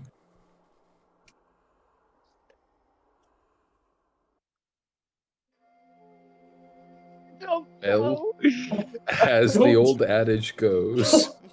Don't know that would stop me from having a moral qualm about it or not. Kayla's like flipping a dagger. Like, don't go. As funnily appropriate as the quote is, an eye for an eye leaves the whole world blind. I feel like maybe there's something else we could offer. Technically, an eye for an eye just leaves two people blind, right? Well, if we're getting even more technical, it leaves two people half blind. I only need half a vision. Blind if you go back for the other eye. Why are we talking about like one-eyed people? Do we have a problem with one-eyed people? That's me. We have a problem with one. So in sorry, particular. Vora. So sorry, Vora. We're You're Listen. missing an eye. You do completely right insensitive. Different eye. Different eye. Here. You didn't differentiate. I mean, we kind of do have a problem with a one-eyed person. Not you, though. But Kaylin will say, we're not saying that all one-eyed people are evil. That's what we're not saying. We haven't disproved it, though. Vora, That's true. Lorelai just, like, pokes her tongue out at Vora. Obviously, like, ribbing her. I mean, you do like to drug people sometimes. I mean, Vora, I don't know if this is offensive. Do you want your eye back? Why you can't just go asking people if you can give them someone else's eye? The rod has a power that would grant us the ability to give you your eye back. Oh. The Stormlord took my eye. It's not my choice. That is fair. I understand. Besides, I have Ursat's eye if I ever want to have one temporarily, and then I can just take it out. So, Whom's eye? Ursat's. I guess, the only other thing that I would really say about it, right, is, Wizards 3 did say that we should try to convert Kas to our cause, right? But the only reason Kas was strong is strapped to my waist. So, I mean, as far as that goes, we did. Oh, in that same statement, Quinn, I look towards the stairs in the foyer and I go, are you going to linger at the top again, or are you going to come down and speak with us this time? Perception checks. Okay. It's not going to be good, let me tell you that. Neither one line. Perception. 12. Actually, everybody that is within 10 feet of me, so my new ability that I got last level that I didn't know about until now, depending on the phase of the moon, I grant various and sundry powers to folks, and a full moon gives advantage to everybody within 10 feet of me on all perception and investigation checks. Well. Oh, I rolled a 2, and then I rolled a 3. I rolled a 3, moon? and I rolled a 17. 24. Is it based on the current moon cycle or your moon cycle? Based on my moon phase. Oh, Okay. okay. I went to the Sigil book to see if there was moons in Sigil at all. Based on my waxing and waning power, right? Got it. So if I've chosen full moon, I grant advantage on perception and investigation as I shed bright moonlight in a 10-foot radius, and so everybody in that light gets advantage on perception and investigation. If it's a new moon, I have advantage on stealth, and if I'm in darkness, everything has disadvantage to attack me. And if it is in crescent moon, I gain resistance to radiant and necrotic. So Vora with a 24, and you said there's bonuses on top of this? Was that right? For me, depending on various phases of the moon. Okay. For everybody else right now, I am shedding bright moonlight in a 10-foot radius, and everybody has advantage on perception and investigation. I did code it to grant it, but we're not on a map right now, so I can't give it, right? I can't target, but I do have it coded to grant it to everybody within 10.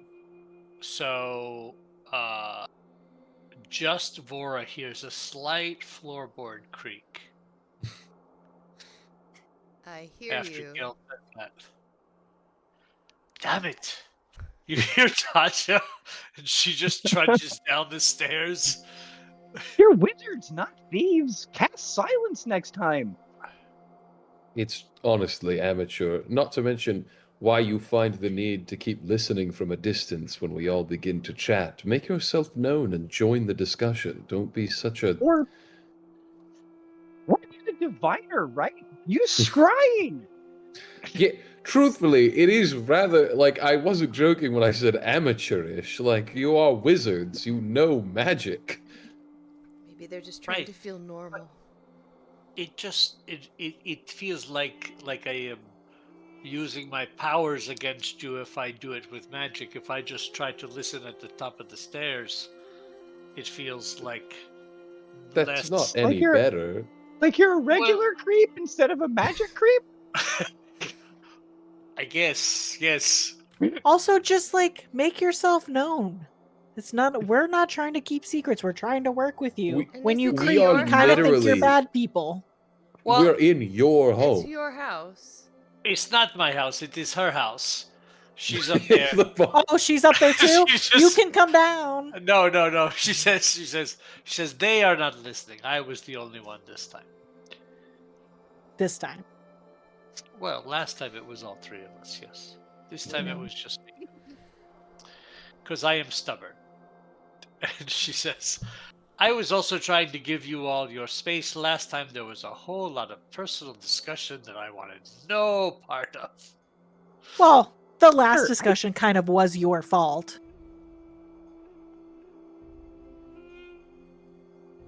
And you wonder why I stayed at the top of the stairs. Next time, stay. Is there something you need from us? That's such a big question.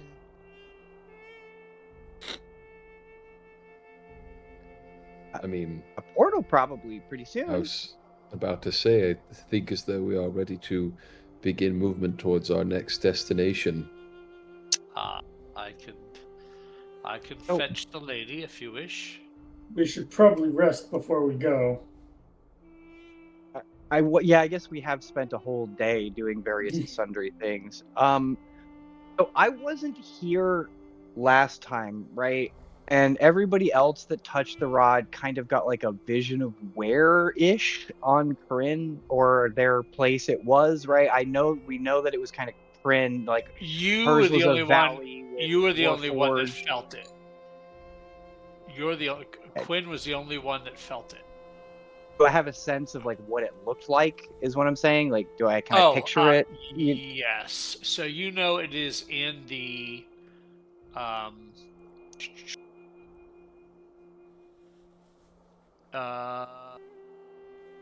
near a massive magical tree in a region called the Northern Dargard Mountains.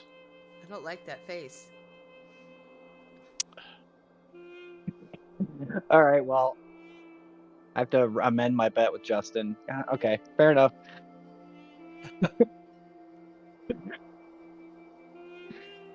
Oh. Yeah, that's a creepy forest. It's a very creepy forest. I like creepy forests. Or, cozy towers, or, nice tavern, or a quiet library. Literally anything but a creepy forest. I'm, a city mouse, not a country mouse. I think the closest we were going to get to the least creepy possible option was in the plane of water, and look where we ended up. In the most creepy possible option. Touché. I guess at least it's not in one of the towers, so that at least is a little better.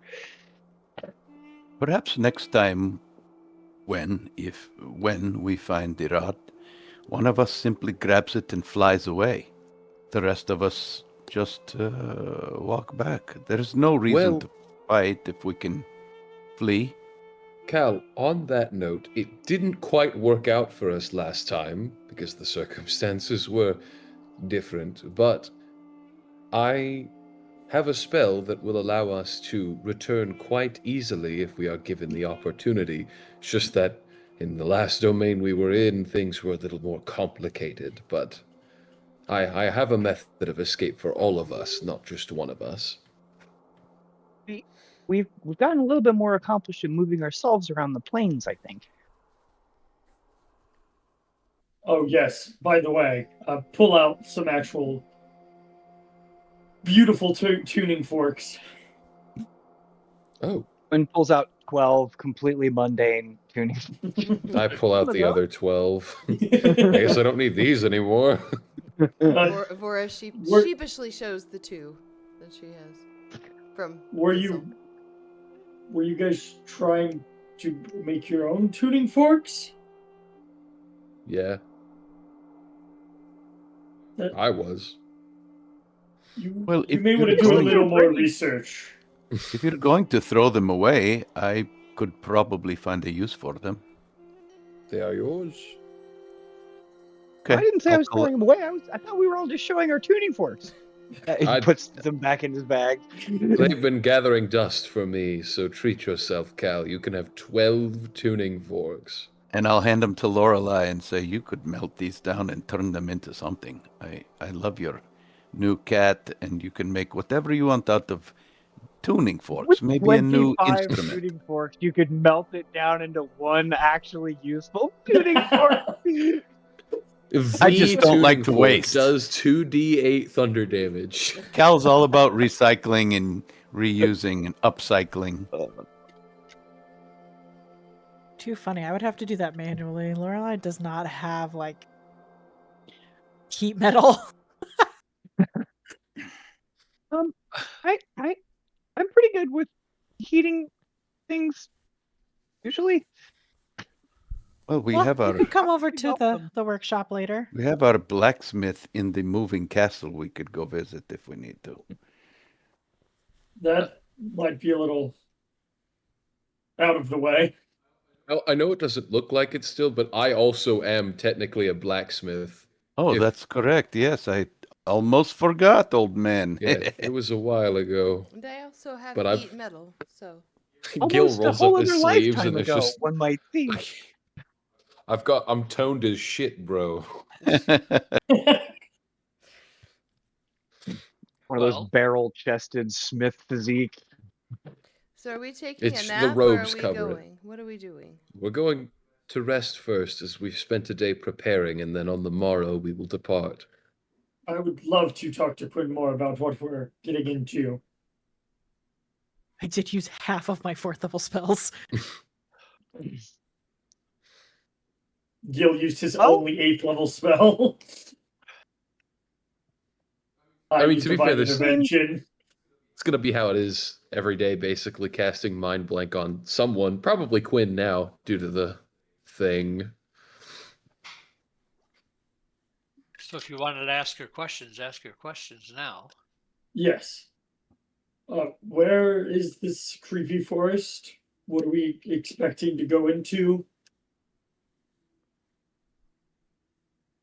He'll sort of describe what he knows about it. I'll say that his knowledge of that area specifically would be fairly limited to just sort of what a denizen of Krynn would sort of know about it.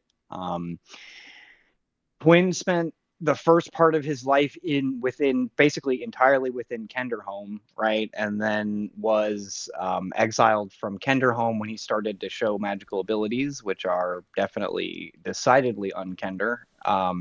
Was raised in a cave by a red dragon and then basically went to the Tower of High Sorcery and took his test. So I can tell you about Wayreth. I can tell you about, the area around that part. I can tell you about the towers and the mages of High Sorcery. I can tell you about Kenderholm. You know what I mean? But I don't know that region of like the Valen Woods that well, other than just kind of what general rumor would know. Right. You would also know and be able to talk about how that this particular, just in Krynn in general, how dragons have a very strong presence in Krynn. Chromatic dragons swear allegiance to the expansionistic dragon armies of Queen Taxis. Unusual dragons also occur there, like sapphire dragons, lunar dragons, and a lot of them have private hidden agendas and are considered schemers of sorts. So much for the ability to fly away. There was a world-shattering event called the Cataclysm that swept across Krynn centuries ago. This destroyed nations, unleashing monsters, and cast Krynn into somewhat of a dark age. And recent times, war has spread across Krynn. Infamous warlords such as the elf mage Kas and the Death Knight Lord Soth have taken up arms in their bids for greater power. So a lot of warring going on. Basically, the entire continent of Absalon is at war at this point. Right. The other thing that would be really pertinent to this party that Quinn would tell you is that magic on Krynn is very strictly regulated and almost regarded with suspicion. So if you are not sworn to one of the 3 colleges of magic and you're out there doing magic, you are a hedge wizard or a wild mage and are absolutely to be distrusted. Magic played a big part in making the cataclysm, essentially. So after the cataclysm, the 3 orders of magic were essentially created to regulate all magic users. And so if you are not part of that, if you don't wear the robes, don't be casting big flashy spells. It's a really solid way to get noticed.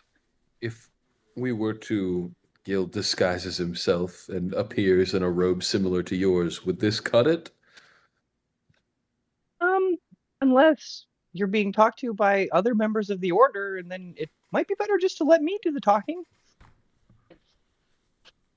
This will work passively, to then. The average person, yeah, if they see a person in a red robe, you're a robed adept or initiate or whatever.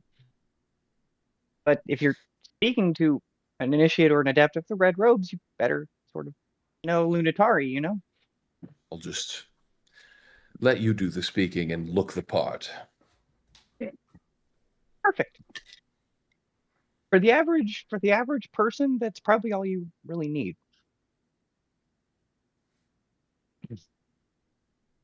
With all that information, I would love to cast Legend Lore on the forest. Just to get to know as much as I can. All right. Is there a role with that? Nope. Name or describe a famous place, person, place, or object. The spell brings to your mind a brief summary of the significant lore about the famous thing as described by the DM. All right. The lore might consist of important details, assuming revolutions or even secret lore that have been widely known. Information you know must be about the thing. The more precise the detailed information you receive is, it's accurate but might not be. Okay, yeah, you get it. Okay. So you're specifically talking about the area that he had the feeling of from the rod piece, that forest. Yes. Okay. Basically wanting to know its native tribes, what monsters would be known to be there, stuff like that. Right. Maybe where it is exactly, I should say. There are there's definitely some native groups. There are some Kenders that live in that region as well, but there are also different groups of different other humanoids that you might come across in the region. However, the region has been twisted by the wars going on, and there's lots of monstrous creatures there too. The woods themselves have taken to life and are either magical creatures in and of themselves or a twisted version of what you would consider a treant. Is also prevalent in the region, and it has become a haven for several bands of lycanthropes. Remove curse will be prepared. Lycanthropes. Can I get silver boxing gloves or brass knuckles? Friend, I'm pretty sure you're magic. Yes, I suppose that will work. I just like the idea. I'm pretty sure I've seen you punch a demigod. Yes, but wouldn't a set of brass or silver knuckles look cool? He might have punched it harder with brass knuckles. Silver-coated brass knuckles.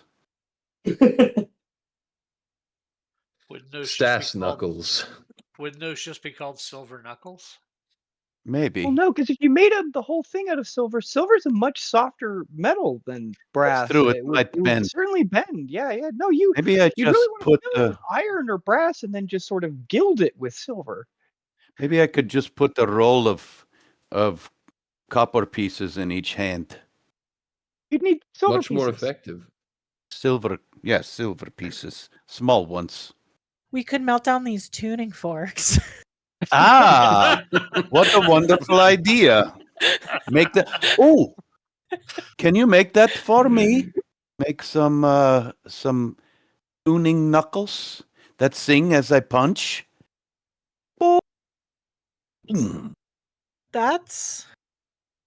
I'm pretty It would sure be not amazing how if your that fists works. resonated at middle C every time you cracked somebody across the face. It would be incredible. I love it. I don't know why, but have you guys ever seen the ding, fries are done, ding, fries are done? That's what came to my mind when I am thinking of him hitting people with silver knuckles. I mean, I'm sure the artificer could manipulate the materials into something quickly for you if you wanted like metal bands that you wore across your Yeah, that would be cool. Create the And Lorelai imbue them pulls out with this silver? multi-tool, and it's like the most ridiculous looking fucking multi-tool you've ever seen. It's so thick because it literally has every single tool on it. And she's like, all right, give me the tuning forks. Who's got heat metal? I want them I to have do. little ridges. I want them to be imbued with silver, just in case it makes a difference. Laura Lorelai goes just over takes and it's like, I got you. Yeah, Lorelai and Vora go over to Illustrial's kitchen, and Lorelai just takes her arm and swipes off the kitchen table and gets to work. Thank you, ladies. I'm going to meditate. Don't think too hard. Typical I man. don't think.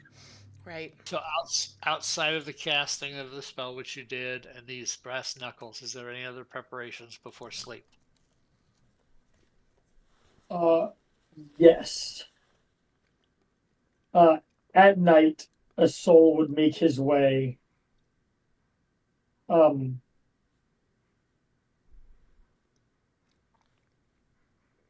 probably onto the roof. Okay. Trying to get to that roof. And using the rod of 7 parts, cast commune. Okay. Asking to let me actually double check what exactly commune reads.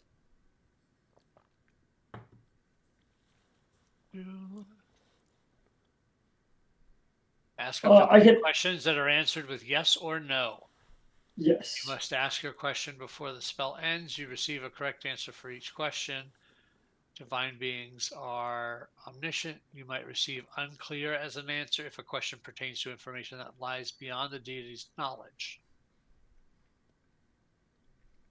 If a one-word answer could be misleading or contrary to the deity's interest, the DM might offer a short phrase instead. Question number 1.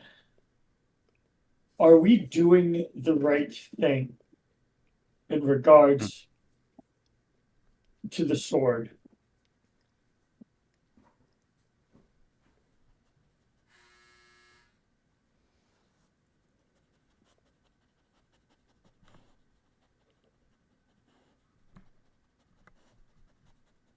Oh, you worded that in a very hard way for me to answer from her point of view.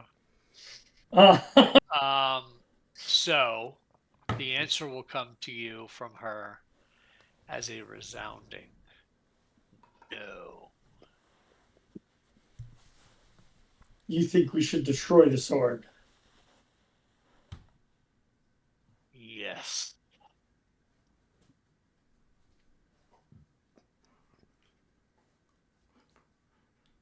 I seem to find myself to agree with you, but I don't know if we're in a place to have these objections. I feel like we need all the help we can get.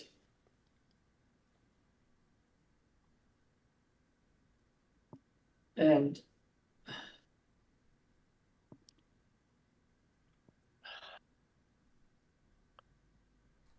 I don't know. None of that was a question, so I'm not answering. Nope. And I will let the minute duration fade. Okay, you get the sense she's there listening. So yeah, I will probably take like an hour to pray on the roof, knowing she can probably see me.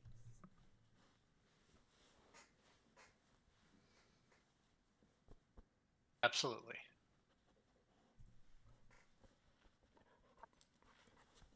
The fact that you're praying to her and you're still alive probably says a lot. Yeah. I would like to spend the evening starting the Bastion research action for the Tome of Vile Darkness. Okay. Oh dear. What made you bring that up?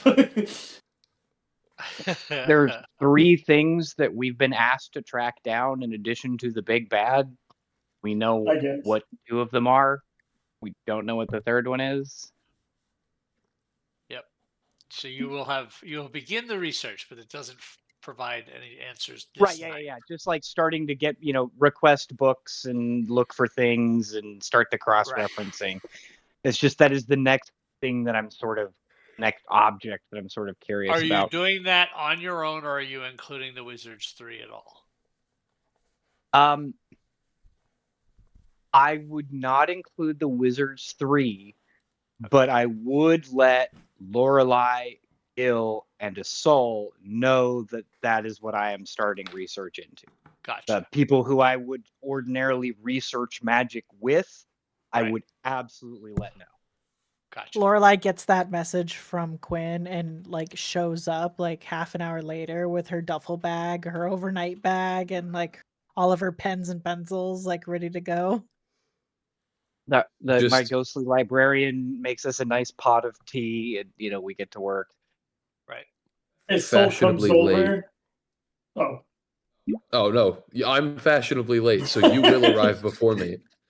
As Soul comes over and goes, would you like me to ask her? I mean, yeah, if she know about it, that'd be great. Any help we can get would be amazing. You don't mind the smell of incense, right? Oh, do it outside. I'm allergic. I have an entire orrery and observation deck on the roof. Please feel free to have a whole chamber just for that. It's open to the sky. It's great.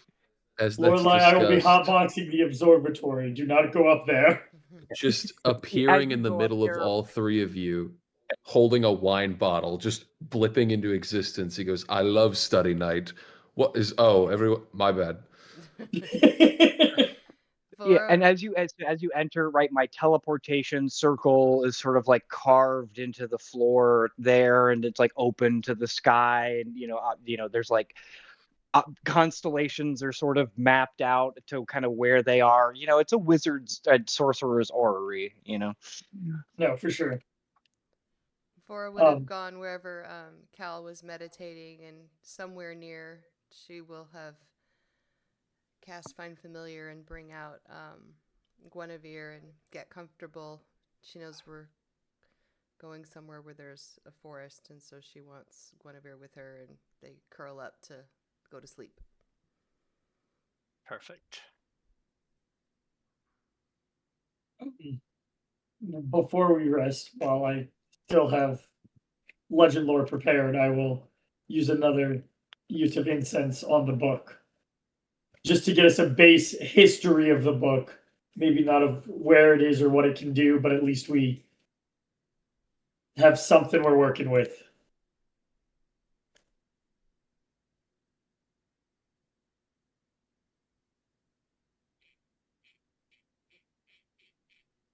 I just burned 500 gold pieces worth of incense.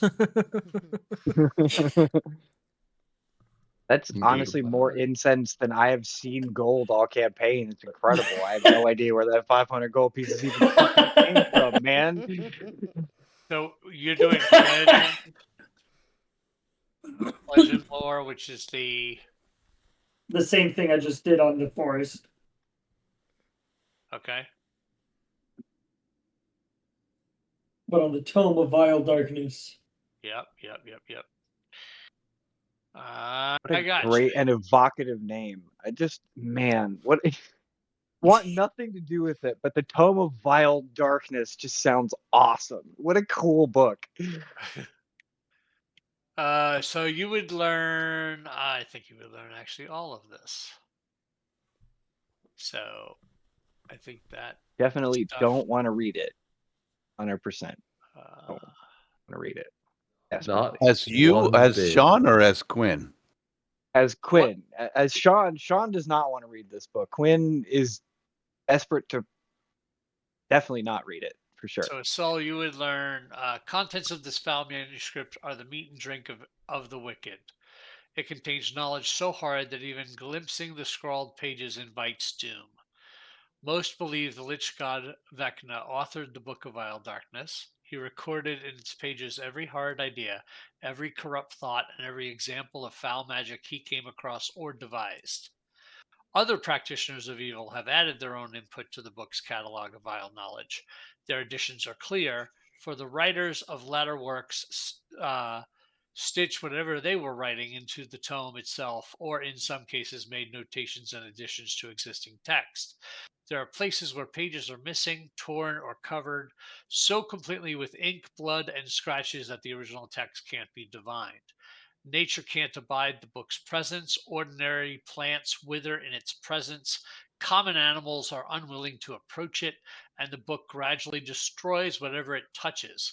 Even stone cracks and turns to powder if the book rests on it long enough. When a creature that isn't a fiend or an undead attunes to the Book of Vile Darkness, that creature must make a charisma saving throw. On a failed save, the creature is magically transformed into a larva under the DM's control. Only a wish spell can reverse this vile transformation. Holy shit. Get turned into a worm, loser. A creature attuned to the book must spend 80 hours reading and studying it to digest its contents and use its adjusted ability scores, tireless form, spells, vile lore, and vile speech properties. The Book of Vile Darkness remains with you only as long as you strive to work evil in the world. If you fail to perform at least one evil act within the span of 10 days, or if you willingly perform a good act, the book disappears. Your attunement to it ends immediately, and you lose all benefits granted by it. If you die while attuned to the book, an entity of great evil claims your soul. You can't be restored to life by any means while your soul remains imprisoned. Damn. Ah, damn. I don't like this book. No. This book No, club meeting was a total downer. Yeah. You know, I have to admit, I really was curious to read the book, but now now that you've told me that, that's the one book that woof. Yeah, no. Other things you might know about it was that you would basically there's not game terms. Like this is the lore comes to you in non-game terms, but the game terms are there, right? So one of your ability scores you get to pick goes up by 2, one goes down by 2. While the book is on your person, you have immunity to the exhausted condition. It has 3 minor beneficial properties, 1 major, 3 minor detrimental properties, 2 major detrimental properties, which would be defined at attunement. While holding the book, you can cast the following spells: Save DC of 18, Animate Dead, Circle of Death, Dominate Monster, Finger of Death. You can reference the Book of Vile Darkness whenever you make an intelligence check to recall information about some aspect of evil, such as lore about demons, etc. When you do so, you have advantage on that check.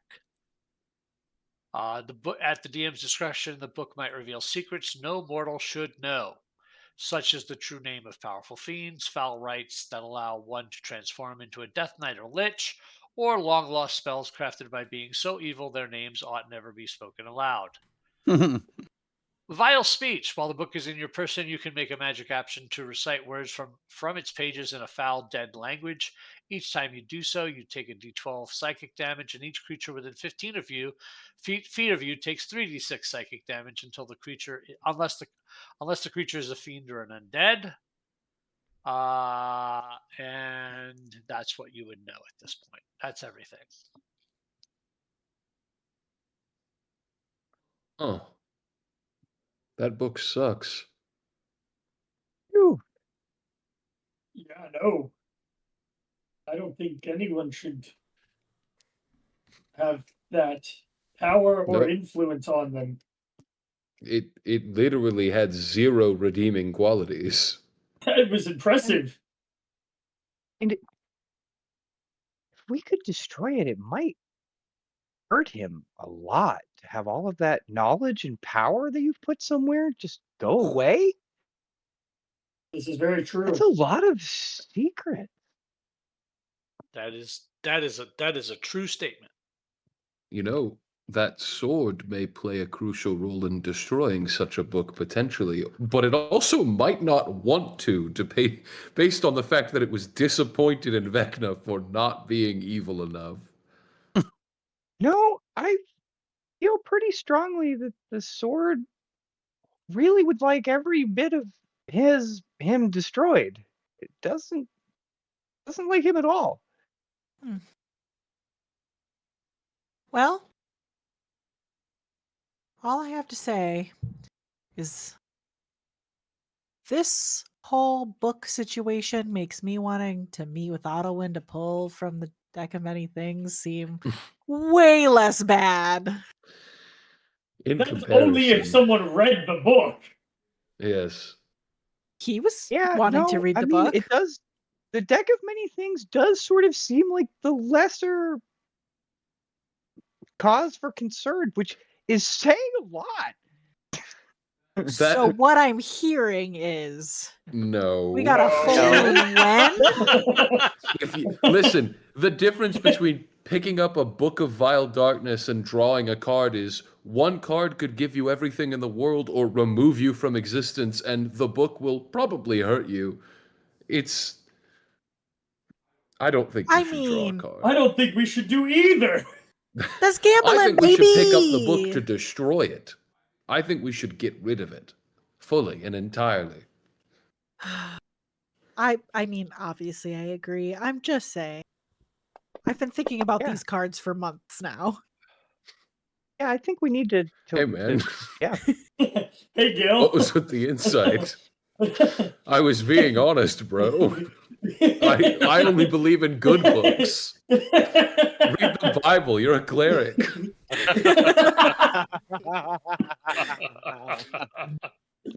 We're talking about good books. That might be my God's Bible. Weirdly enough, she probably has a chapter in there. Ooh, gross. Listen, I'm not going to judge you, but it's weird. Yes, if we do find that, I would like to destroy it wholeheartedly. The same goes for the eye if we somehow ever stumble across it again, and that a hand that we haven't seen but have heard of. Here's to hoping we find them, if only to destroy them.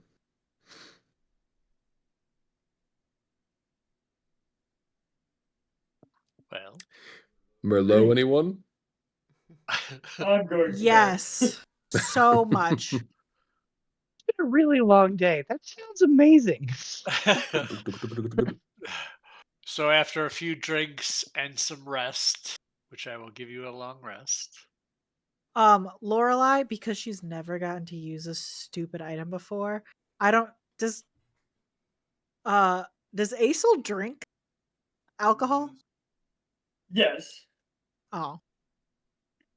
Damn. Well then, regardless of such, Lorelai will hand Gil a specific tankard to pour Aesol's drink into. And then she'll hand it to Aesol, and he's drinking out of the tankard of sobriety. Oh, great! I get the taste of it, but no effect. Fantastic. Nothing has changed. You're a 500-pound animal. Also a vampire. You're drinking grape juice. Yeah. Really gross grape juice. Oh my god. All right, I'm giving you guys a long rest, which should fix spell slots and some damage on Quinn. And the next morning, the plan is the portal? I believe so. Okay. So everybody is gathered, ready to go. Kaylin is with you. Ready for the journey. The Wizards 3 are there. They ask you to produce the current, most recent piece of the rod in hopes of crafting the location with the portal. And in doing so, you end up seeing through the portal a little further away than this picture shares it from where you're standing, but you obviously see that the destination the rod is sending you towards in this moment is a tree that looks like that. Ooh. Hello. Does it have teeth? Yes. Oh, so not the tree that Kaylin hung out gigantic. in while you were at your school. It's the withered mother tree. And that is where we will end tonight's session as you step through into the world of Krynn. Nice. It was very enjoyable. Oh, joys! Yay! Super excited for this chapter. I cannot wait. Me too. We are in my very Yes. And as soon as you step through Quinn, you see the 3 moons, and you are, you know exactly where you are. Yeah. So. Nah, everybody else only sees 2. Right. So I feel like I have new skills to be able to get information out of the DM because of hold your hand up, sir. Yeah. Wait a minute, that was not in the vows. It surely should have been. I mean, aside from ceremony still being active, you can now officially cast Warding Bond. You have the components for it. So we've got 7 days. I will say that Corin did officiate the wedding, and he started off by saying, "This is the ceremony spell," and he then went into the description from the ceremony spell. It was awesome. Yeah, that's actually really sweet. It was. It was, and then he made the joke of that this spell only lasts for 7 days. Which everybody laughed at. They got to keep it balanced. That's right. So. Yes. But all right, we are Dicey Decisions. We have coming up our normal campaign on Monday night, our Zeros to Heroes campaign. But in addition to that, this Sunday night, we will be streaming the first of a series of one-shots run by Jack in Daggerheart that are connected one-shots that are telling different parts of a story. So even though there will be different heroes and whatnot, these one-shots kind of like tell different aspects of a series of events that are interconnected. So it's kind of cool. I don't want to spoil too much, Jack. So right. Well, once the first episode is out, then we can reveal what the whole thing's about. It's called the Emerald Domain. Yeah, and I'm excited because I get to be a player this Sunday. So super Yeah, excited. it's gonna be fun. So it's a Daggerheart campaign or Daggerheart one shot. So we've got a few people that have played with us on one shots before joining us, as well as I think 2 new people. One for sure. I think so. Yeah. 1 or 2 new people to us at least for sure. So super excited to have those guests in with us on this one shot, and we'll see how it goes on Sunday. So come back to our channel and join us, and also hit us up, join our Discord, join our community. All of our one shots are open to any members of our Discord to play with us, and we're trying to build our community that way. So thanks a lot. Good night, everybody. Good night. Good night. Good night.